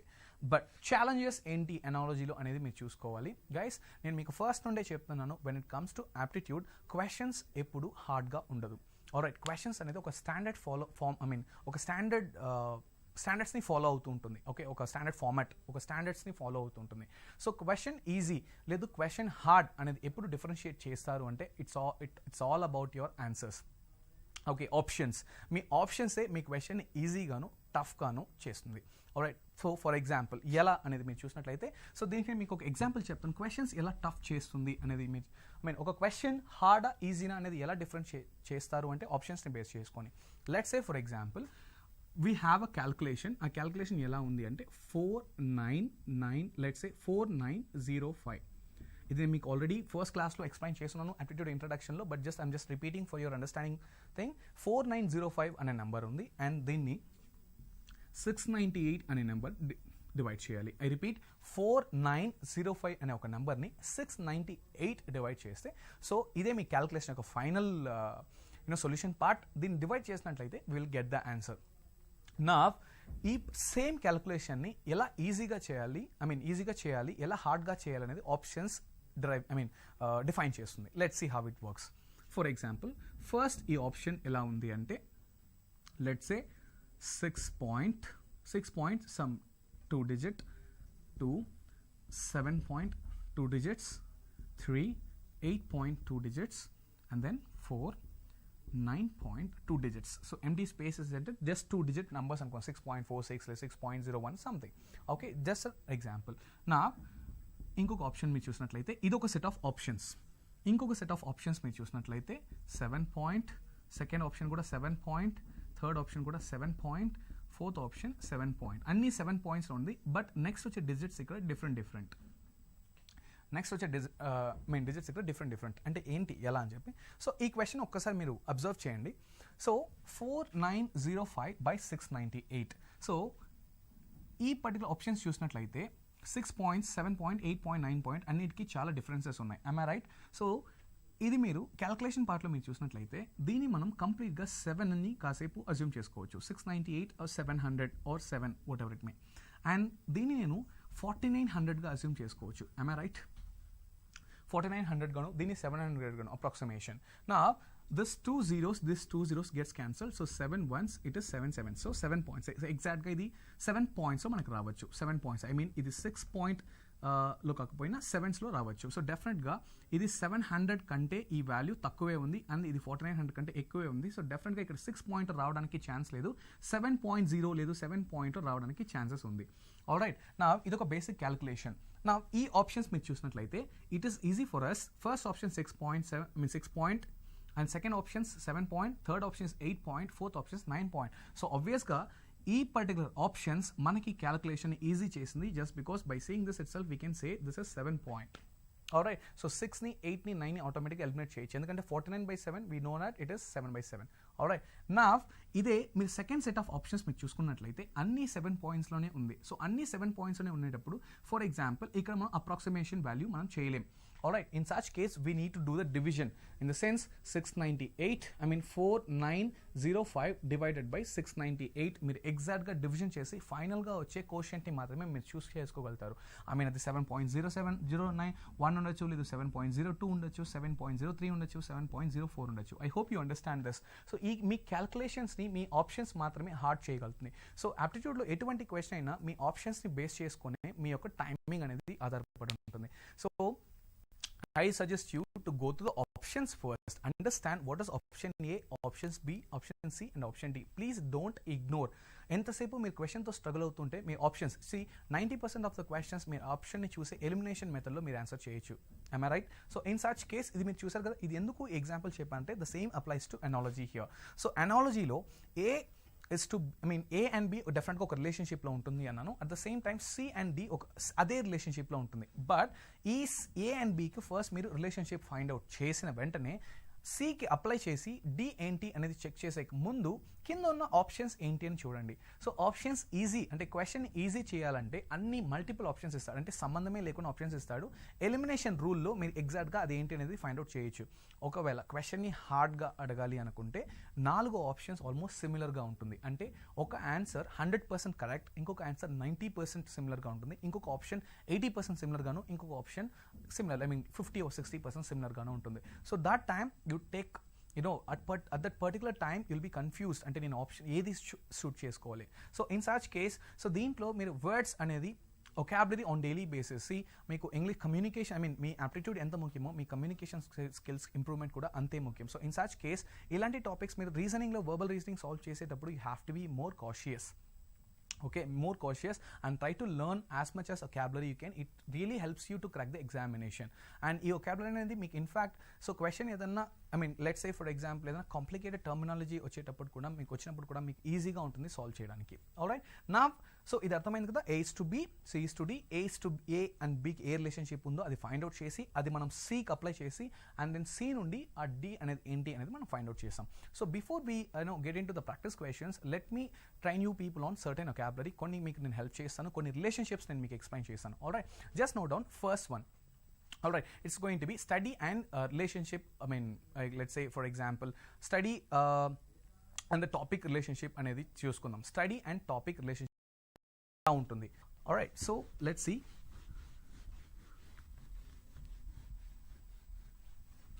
దీంట్లో సో నేను మీకు చెప్పినట్లు ఈ A B C ఈ D అనే టర్మ్ ఫోర్త్ టర్మ్ని మీరు ఫైండ్ అవుట్ చేయాలి. ఆల్రైట్, ఈ స్టడీ అండ్ టాపిక్ అనే ఈ study and topic relationship solve చేయాలంటే ఫస్ట్ థింగ్ ఒక బేసిక్ ఎగ్జాంపుల్ నేను మీకు చెప్తాను. Very very basic example. Let's say I'm going to start with earth it's planet. Earth planet and moon question mark. So it's a very basic example. I repeat this: earth, planet, moon question mark. ఇదే మీ analogy question. So దీంట్లో నేను options మీకు ఇవ్వట్లేదు, first question కాబట్టి. So I want you people to guess. It is so simple. So earth planet moon question mark కదా. దీన్ని మీరు solve చేసే ముందు first try to understand what is the relationship between this earth and planet. So మన solar సిస్టంలో try to understand మన solar సిస్టంలో earth ఏంటి? earth is a planet. Am I right? So Venus, March, earth, Jupiter, Uranus all ఇవన్నీ ఏంటంటే it's a planet. So ఇక్కడ ఒక solar సిస్టంలో ఎర్త్ యొక్క నేమ్ ఏంటి, దాని యొక్క పర్టికులర్ స్పెసిఫికేషన్ ఏంటి అంటే ఇట్స్ అ ప్లానెట్. మరి సన్ అనేది ఏంటి అంటే it's a star. Remember, sun is not a planet, sun is a star. So it's a very basic thing. And మరి మూన్ ఏమవుతుంది అంటే మూన్ ఇస్, సో ఎర్త్ అనేది మన సోలార్ సిస్టంలో ప్లానెట్ అయితే మూన్ అనేది ఏమవుతుంది? Satellite. Alright, so moon is it's a satellite. It's a natural satellite, it's not an artificial satellite, it's satellite. So sun earth అనేది ప్లానెట్ అయితే మూన్ అనేది satellite అవుతుంది. So this is the example of analogy. Okay, so ఇలాంటి analogy క్వశ్చన్స్ని మీరు solve చేయాలంటే మీరు చాలా బుక్స్ చదవాల్సి ఉంటుంది, చాలా క్యాబరీ నేర్చుకోవాల్సి ఉంటుంది. వాటిల్లో కొన్ని రిలేషన్షిప్స్ మాత్రం నేను మీకు ఇప్పుడు ఎక్స్ప్లెయిన్ చేస్తాను. ఆ కొన్ని రిలేషన్షిప్స్ ఏంటి అనేది చూద్దాం. In the sense I'm going to explain A and B మాత్రం నేను మీకు చెప్తాను. సి అండ్ డికి నేను వెళ్ళట్లేదు. సి అండ్ డి అంటే క్వశ్చన్స్లోకి వచ్చేస్తుంది. ఏ అండ్ బి అంటే లెట్స్ సే రెండు టర్మ్స్ ఇస్తే వాటి మధ్యలో రిలేషన్షిప్స్ ఎలా ఉంటుంది, ఆ రిలేషన్షిప్స్ని ఎలా ఫైండ్ అవుట్ చేయాలి అనేది నేను ముందే మీకు ఇస్తున్నాను. అంటే ఇవి ఏంటి అంటే ప్రీవియస్ ఇయర్ క్వశ్చన్ పేపర్స్ నుంచి కామన్గా అడిగే రిలేషన్షిప్స్ని నేను మీకు ఎక్స్ట్రాక్ట్ చేసి అది వరకు ఈరోజు నేను చెప్తున్నాను. Alright, let's start with study and topic relationship. So study and topic relationship ఏమొస్తుంది? Alright, the first one, let's start with certain example. Study and topic relationship మీరు చూసినట్లయితే first thing let's say botany.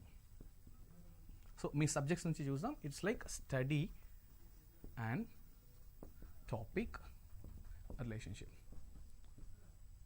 Study and topic relationship వీటిలో కామన్గా అడిగే questions కొన్ని importance మీకు చెప్తాను. So what is botany? So botany అంటే ఏంటి? So botany is nothing but the study of plants. Remember, botany is nothing but the study of plants. So ఈ botany, plants అని చెప్పి మీరు ఈ రెండు కీవర్డ్స్ చూసినట్లయితే ఈ సి అండ్ డి ఏదన్నా ఉన్నాయి ఇక్కడ, ఈ సి అండ్ డి అనేది మీకు అనవసరం. ఎందుకంటే ఈ రెండు వర్డ్స్లో ఫస్ట్ మీరు రిలేషన్షిప్ ఫైండ్ అవుట్ చేసినట్లయితే ఈ సి అండ్ డి మీరు ఆటోమేటిక్గా ఆన్సర్ తీసుకొచ్చేస్తారు. సో స్టడీ అండ్ టాపిక్ రిలేషన్షిప్లో ఫస్ట్ థింగ్ నేను మీకు ఎగ్జాంపుల్ ఏమి ఇస్తాను అంటే బాటనీ అండ్ ప్లాంట్స్ అనేది మీకు ఇచ్చారు అంటే you need to understand it's nothing but, so this is the topic and this is all about. So study of plants is nothing but botany. ఈ పర్టికులర్ ప్లాంట్స్ గురించి మీరు చదివేదాన్ని మనం ఏమంటాం? బాటనీ అంటాం. The same thing ethnology. There is something called ethnology. Right, so ethnology. So ethnology అనేది ఏంటి అని చూసినట్టయితే మీరు human races. Alright, human races. So for example ఈ రెండు వర్డ్స్ ఇచ్చాయి. సో ఎథ్నాలజీ, హ్యూమన్ రిసోర్సెస్ అని ఇస్తే, సో ట్రై టు అండర్స్టాండ్ ఈ హ్యూమన్ రేసెస్ గురించి మీరు చదవడాన్ని, that particular topic is nothing but ethnology. So మీ క్వశ్చన్ ఎలా ప్లాన్ చేయొచ్చు? మీరు botany, plants, alright repeat, botany, plants, ethnology అని ఇస్తారు. So botany, plants, ethnology is to question mark. Then you need to understand botany, plants అంటే ఈ plants గురించి చదవడం ఎథ్నాలజీ. సో ఎథ్నాలజీ అంటే, సో ఎథ్నాలజీ అనేటప్పుడు దేని గురించి చదువుతున్నారు? హ్యూమన్ రేసెస్ గురించి. అండ్ దీంట్లో plants, botany and botany, plants ఏ ఆర్డర్లోనో ఇవ్వచ్చు. Alright, in the sense botany, plants అన్నప్పుడు సో ఏమవుతుంది? ఇది టాపిక్ అవుతుంది, ఇది దేని గురించి చదువుతున్నారు అవుతుంది, ఇది దాని పర్టికులర్ టాపిక్ అవుతుంది. అవునా? ఇప్పుడు దీంట్లో ప్లాంట్స్, బాటనీ అని ఇచ్చినప్పుడు మీకు ఏమవుతుంది? ఇక్కడ హ్యూమన్ రేసెస్ అని ఇస్తారు. ప్లాంట్స్ గురించి చదవడం బాటనీ అయితే హ్యూమన్ రేసెస్ గురించి చదవడం ఏంటి? ఎథ్నాలజీ. సో ఇలా అడగచ్చు, రివర్స్లో కూడా అడుగుతారు.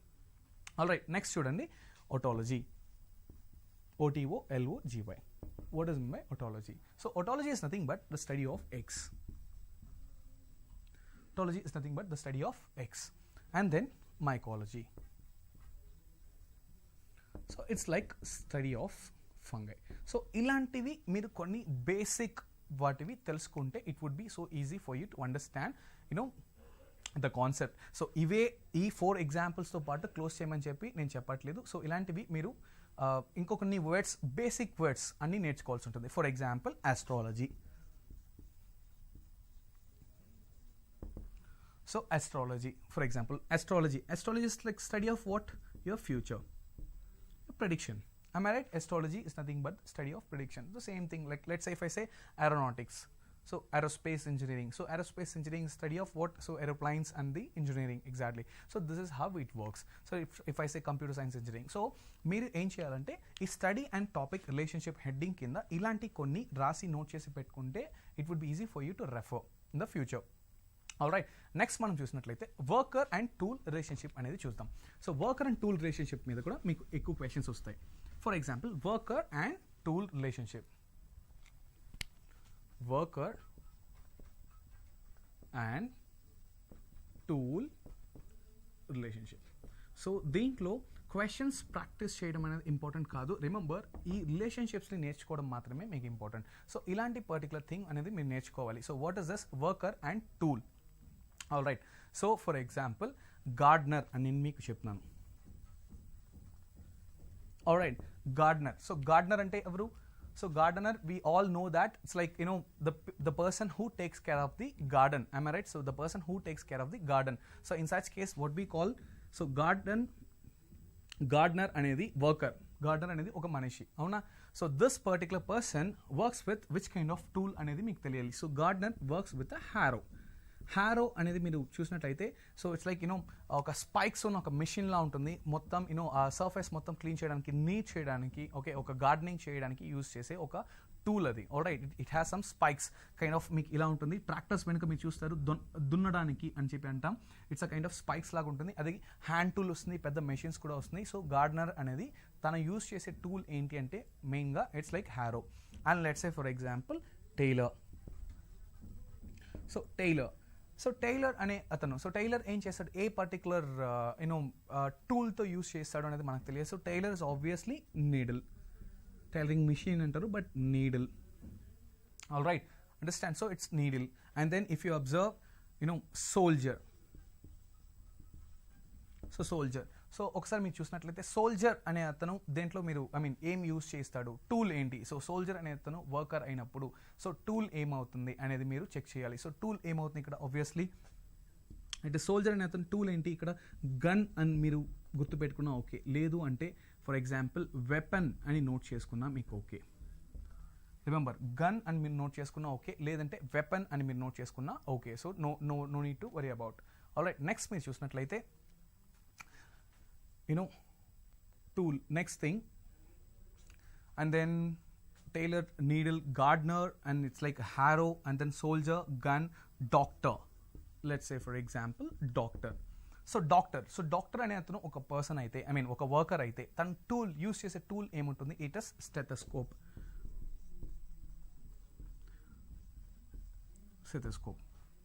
సో ఇలాంటి రిలేషన్షిప్ ఉన్న వర్డ్స్ అన్ని మీరు తీసి పెట్టుకోవాలి, నోట్ చేసి పెట్టుకుంటే వర్కర్ అండ్ టూల్ అనే రిలేషన్షిప్ మీకు యూజ్ అవుతుంది. నెక్స్ట్ మీరు చూసినట్లంటే worker and product relationship. Worker and product అంటే ఫర్ ఎగ్జాంపుల్ ఒక పర్సన్ వర్క్ చేసిన తర్వాత దాని యొక్క అవుట్పుట్ ఎలా కనెక్ట్ చేయాల్సి ఉంటుంది. Okay, so worker and product relationship. Worker and product relationship, వీటి మీద కూడా క్వశ్చన్స్ రావడానికి ఛాన్స్ ఉంటుంది. Worker and product relationship. Worker and product relationship for example, so worker and product అంటే let's say I will start with poet. Okay, poet. So poet కవి, అవునా? So poet యొక్క product ఏముంటుంది, ఇట్ ఇస్ పోయమ్. పోయట్ యొక్క product ఏముంటుంది, so తన యొక్క product, తన వర్క్ చేసిన తర్వాత వచ్చే అవుట్పుట్ ఏ ప్రోడక్ట్ అంటే ఇట్స్ పోయమ్. నా if you start with hunter అని తీసుకుందాం. హంటర్, వేటగాడు. సో వేటగాడు యొక్క product, final product. So hunter he usually hunts obviously. So హంటర్కి ఏది కనెక్ట్ అవుతుంది, ప్రోడక్ట్ ఏంటి అని చెప్తే, సి హంటర్ అనేవాడు ఫుడ్ కాదు. So there is a lots of difference between food and then prey. Okay, hunter is connected to prey. Okay, hunter food hunter అనేది ఫుడ్కి కనెక్ట్ చేయాలా, ప్రేకి కనెక్ట్ చేయాలంటే ప్రేకి మాత్రమే కనెక్ట్ చేయాలి. Food is completely different. Food అనేది మనం ఏమని చెప్తామంటే it's like which is ready to eat. అవునా? సో హంటర్ వేటగాడు అనేది ఆ పర్టికులర్ ఏదో ఒక వేటాడి ఒక పర్టికులర్ ఒక జంతువుని చంపి తీసుకొచ్చేది ఏమవుతుందంటే ఫుడ్ అవ్వదు, అది ప్రే మాత్రమే అవుతుంది. ఓకే, ఆ ప్రే అనేదాన్ని కుక్ చేస్తే మాత్రమే అది ఫుడ్ రూపంలో కన్వర్ట్ అవుతుంది. So in such case hunter అనేది ప్రేకి కనెక్ట్ అవుతుంది. Alright, next one let's say tailor. So ఇందులో ఇందాక మనం చూసినట్లయితే వర్కర్ అండ్ టూల్ రిలేషన్షిప్లో టైలర్ చూసాం. దీంట్లో చూడండి వర్కర్ అండ్ ప్రోడక్ట్లో చూసాం. టైలర్ యొక్క అవుట్పుట్ ఏముంటుంది? క్లోత్స్. టైలర్ యొక్క అవుట్పుట్ మీరు చూసినట్లయితే it is clothes. Alright, next farmer. It's a kind of ఇట్లా వెళ్తూనే ఉంటుంది వర్డ్స్ చూసినట్లయితే. సో ఇవన్నీ మీరు నోట్ చేసుకోవాల్సి ఉంటుంది. Just general knowledge. సో చాలా బుక్స్ చదవండి అండ్ దెన్ అనాలజీకి సెపరేట్ బుక్స్ ఉన్నాయి. ఆల్రైట్, ఈ ప్రాక్టీస్ కంటే ఫస్ట్ ఈ రిలేషన్షిప్ ఉన్న వర్డ్స్ అనేది ఎక్కువ మీరు నేర్చుకోవాలి. సో వర్కర్ అండ్ ప్రోడక్ట్ పైన ఏమేమి ఉంటాయి అనేది మీరు ఒకసారి చెక్ చేసుకోవాల్సి ఉంటుంది. ఆల్రైట్, నా let's say animal and younger once అనేవి రిలేషన్షిప్ మీద ఎలా ఉంటాయి అనేది చూద్దాం. Animal and younger once.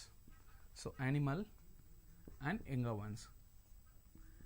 So ఇవన్నీ మీరు స్కూల్ డేస్లో చదివిన ఒక topics. Animal and younger once అంటే యానిమల్స్ అడల్ట్ ఏజ్లో వాటికి ఒక నేమ్స్. రిమెంబర్, యానిమల్స్ అడల్ట్ ఏజ్లో వాళ్ళకి ఒక నేమ్స్ అండ్ అది యంగ్ అంటే చిన్నప్పుడు ఉన్నప్పుడు వాళ్ళకి కొన్ని నేమ్స్ ఉంటాయి. చాలా యానిమల్స్కి ఉంటుంది. ఆల్రైట్, ఫర్ ఎగ్జాంపుల్ హ్యూమన్ బీయింగ్సే మీరు తీసుకోండి. ఆల్రైట్, హ్యూమన్ బీయింగ్స్కి ఏజ్ తగ్గట్టు మనం దాన్ని నేమ్ మార్చుకుంటూ వెళ్తాం. ఫర్ ఎగ్జాంపుల్ ఇన్ఫాంట్ అంటాం. Infant is nothing but infants like 3 years below కిడ్స్ని చాలా చిన్న ఏజ్లో 0 to 3 years అనేది ఇన్ఫాంట్స్ అంటాం. ఒక సర్టన్ ఏజ్ వరకు till 16 we call them as child, and after that after 16 years 16 to 25 adult, 16 25 or 30 adult అని చెప్పి ఇలా బాయ్ ఫర్ ఎగ్జాంపుల్ చిన్న పిల్లాడు అయితే బాయ్ అండ్ చిన్న అమ్మాయి అయితే will calls girl and then for example after some time men women ఇలా మల్టిపుల్ థింగ్స్ ఉంటుంది. సో ఇప్పుడు యానిమల్స్కి ఎలా ఉంటుంది అనేది మనం చెక్ చేసుకోవాలి. సో యానిమల్స్ చూసినట్లయితే let's start with spider. So ఈ వర్డ్స్ అని మీకు కొత్తగా ఉండొచ్చు. Alright, but I request you people to learn all this animals thing. So spider. So spider అంటే it's adult is called a spider. అంటే బాగా grown up one is called a spider. So what is adult is called as a spider. దాని యొక్క చిన్నతనంలో దాన్ని ఏమని చెప్పి పిలుస్తారు? It is so simple, spiderling. So it is spiderling. The same thing, let's start with pig. So pig యొక్క young స్టేజ్లో దాన్ని ఏమని పిలుస్తారు? దానికి ఒక నేమ్ ఉంది which we to call it as piglet. Alright, నా let's go with cow. Cow is calf. Cow is calf. And see, we still have some, ఈ calf అనేటప్పుడు చాలా స్టూడెంట్స్ కన్ఫ్యూజ్ అయ్యేది ఏంటి అంటే, సో ఈ పర్టికులర్ ప్రొనౌన్సియేషన్కి కన్ఫ్యూజ్ అవుతారు. ఇది కాఫ్ అండ్ COUGH, దీన్ని కాఫ్ అని పిలుస్తాం. Please try to understand. Cough is whenever you say calf, it is CALF, is calf. అంటే కవ్కి మాత్రమే కాదు, చాలా అనిమల్స్కి కూడా కాఫ్ అనేది వాటి యంగర్ వన్స్ మనం పిలుస్తాం. Then COUGH, it's not calf, it is cuff. Alright, the syrup what we drink when we get the cough is nothing but cough syrup, it's not cough syrup. So same thing here, if మీరు cough అంటే CALF అనేది వస్తుంది అంటే cough. Okay, and cough కాదు, it's completely different. Cough is CALF, cough means COUGH. So here it is cough. Alright, next మనం చూసినట్లయితే let's say let's start with tiger.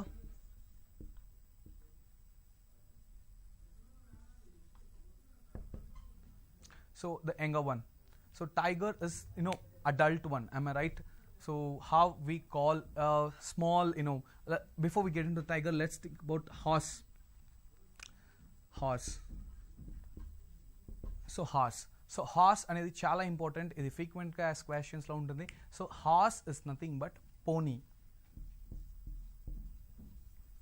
Horse is nothing but pony. All right, so horse అనేది ఒక adult ఒక adult fully grown up వన్ని మనం we call it as horse. But small younger చిన్న horses మీరు చూసినట్లయితే it is actually pony. And then now tiger. So tiger యొక్క younger ones మీరు చూసినట్లయితే it is tiger is the grown up one and cub is the smaller one. All right, tiger is the younger one and cub is the smaller one. So you need to understand the relationship between these words and also animal and younger ones in practice cheyandi. And then we need to understand male and female. So male and female, we know it for, male and female human beings ki maatrame మనం చెప్తాము, no animals ki kuda male and female. So most probably ఇవన్నీ exams or repeat questions మీరు చూసినట్లయితే male and female. All right, male and female relationship. Male and female. So male and female relationship. So male and female రిలేషన్షిప్లో మీరు చూసినట్లయితే frequently ఎలాంటి questions అడుగుతూ ఎలాంటి వాటి మీద ఉంటుందంటే, for example let's start with tiger. So tiger మనం ఇంతకు చూసాం కదా. సో టైగర్ యొక్క ఫీమేల్ వర్షన్ ఏంటి? సో మనం యూజువల్గా డే టు డే బేసిస్లో ఇవన్నీ మనం యూజ్ చేయట్లేదు, but we need to. So కామన్గా మేల్ అయినా ఫీమేల్ అయినా we call them by the same name tiger, but we have a separate name for thus which is nothing but tigress. So male and female. Tiger is male one and tigress is a female one. Let's go with lion. Lion is once again male. Male is nothing but a lion. Let's say, what if you see a female one? So female one is a lioness. Now I'm going to same thing here, horse. All right, horse once again it's a male one. All right, what do you call a female horse? Most of us, we don't know what is a female horse, which is nothing but mare. M-A-R-E, which is a female. All right, horse is actually a male, mare is nothing but a female. All right, let's go with stag. And stag, see, this is a male one, and then what is a female one? First, what does mean by a stag? See, ఇది మీరు చాలా ప్లేసెస్లో చూడొచ్చు. కొన్ని pubs ఇలాంటి వాటి క్లబ్స్కి పబ్స్కి బయట వేసింటారు only stag entry not allowed, stags not allowed, ఇలాంటి బోర్డ్స్ మీరు చూడొచ్చు. అండ్ స్టాగ్స్ అనేది చాలా మీనింగ్స్ ఉన్నాయి, మల్టిపుల్ మీనింగ్స్ ఉన్నాయి. సో ఎగ్జాక్ట్గా what is mean by stag అంటే it's actually a male deer. Okay, మగ జింక్ అని it's like called as a stag. But where as and unmarried బ్యాచులర్ని కూడా స్టాగ్ అని చెప్పి పిలవచ్చు. ఇట్స్ సెకండరీ అండ్ టెర్షరీ మీనింగ్స్లో వస్తుంది, కలోకియల్ టర్మ్ అది.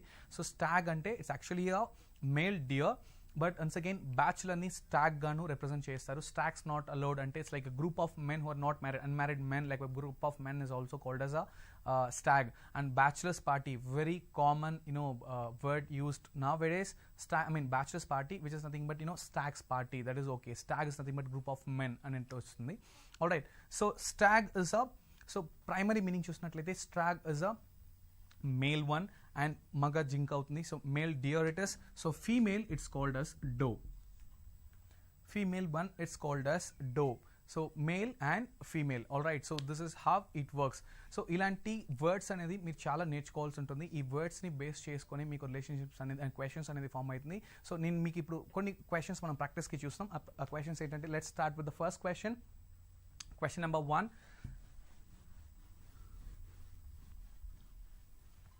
Question number 1, let's start with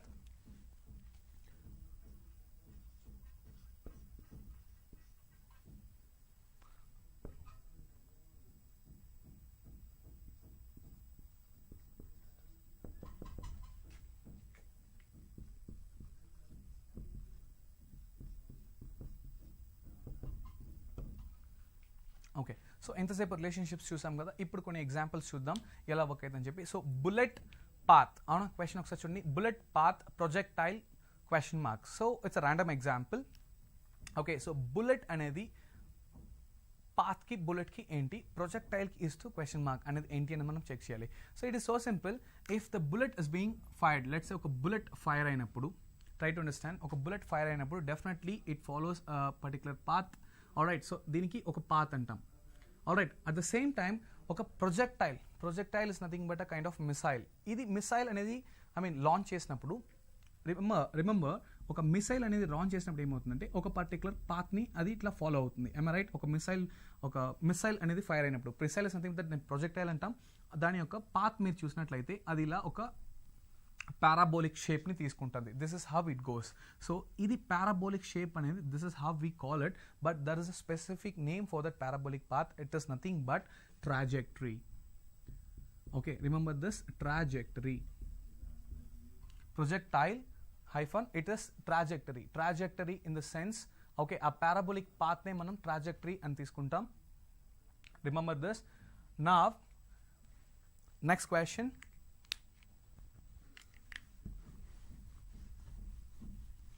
So next question, let's see another example. Ingoti chustam. So ignore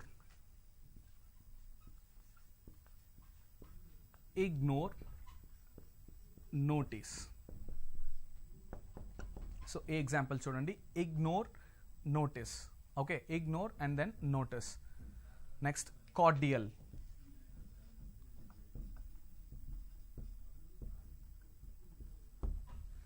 So ignore colon notice cordial question mark. What's going to be the answer?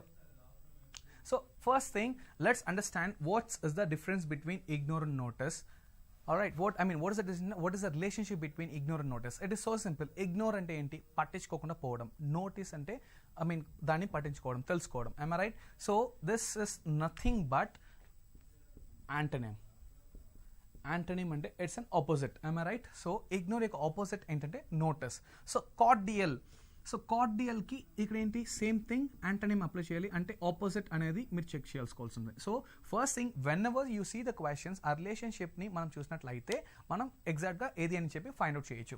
So ignore notice cordial అంటే ఏంటి? So first thing ఇది మీకు solve చేయాలి అంటే cordial అంటే ఏంటి అనేది మీకు తెలియాలి. కార్డియల్ అంటే సో సింపుల్, మీరు వెడ్డింగ్ ఇన్విటేషన్స్ లో మీరు చూడొచ్చు request we cordially invite you in the sense like humbly. All right, so మనం రిక్వెస్ట్ చేసి పిలిచేటప్పుడు we use certain words called cordially. మీరు ఏ వెడ్డింగ్ ఇన్విటేషన్స్ చూసినా వీ కార్డియలీ ఇన్వైట్ యూ అనే వర్డ్ ఉంటుంది. సో దానికి ఆపోజిట్ ఏంటి? All right, cordially antonym means it's opposite. So ignore opposite notice. So cordial కి ఆపోజిట్ ఏంటి? It is nothing but hostile. Hostile అంటే మీకు తెలుసు యూజువల్గా హోస్టైల్స్ అంటే ఏంటంటే ఫర్ ఎగ్జాంపుల్ మీకు ఫ్లైట్ హైజాగ్ అయింది, అప్పుడు లోపల కూర్చునే ప్యాసింజర్స్ని హోస్టైల్స్ అంటారు. అంటే లైక్ బానిసత్వం లాగా మిమ్మల్ని కూర్చోబెట్టి టార్చర్ చేయడాన్ని ఒక ప్లేస్లో మిమ్మల్ని తగులుకొని మీరు బానిసత్వం వహించడం దాన్ని ఏమంటారు అంటే హాస్టైల్ అంటారు. సో కార్డియల్ అంటే రిక్వైల్, హంబుల్ అనేది దానికి ఆపోజిట్ అంటే హాస్టైల్, అంటే టార్చర్ పెట్టి మిమ్మల్ని సరిగ్గా ట్రీట్ చేయకపోవడాన్ని హాస్టైల్ అంటారు. Let's see the next question. If you see the next question, it's all about best worst.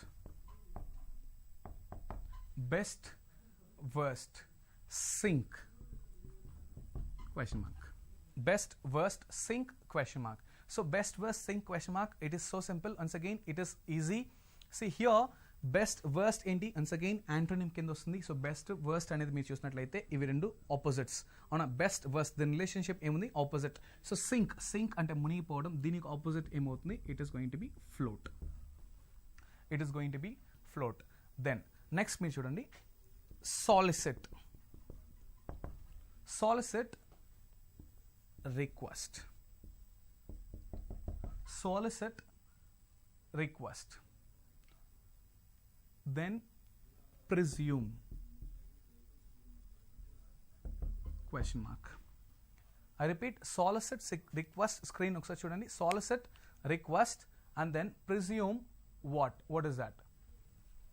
So it is so simple. Solicit request ante it is a meaning here. It's a meaning. Synonym antam kada English lo manam synonym antam. Ante solicit yokka meaning entante request. Solicit na request anna rendu okate.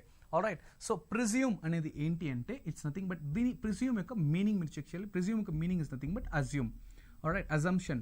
Imagination chesko anukuntam kada, let's assume ane mathematics lo manam cheptam. So presume anna assume anna okate. All right. Now so here the relationship is all about meaning ante synonym. So solicit request ki relationship ante synonym ante dini yokka meaning edi ante presume yokka meaning enti anedi meer chusinattlaithe assume. Okay, so let's see one more question.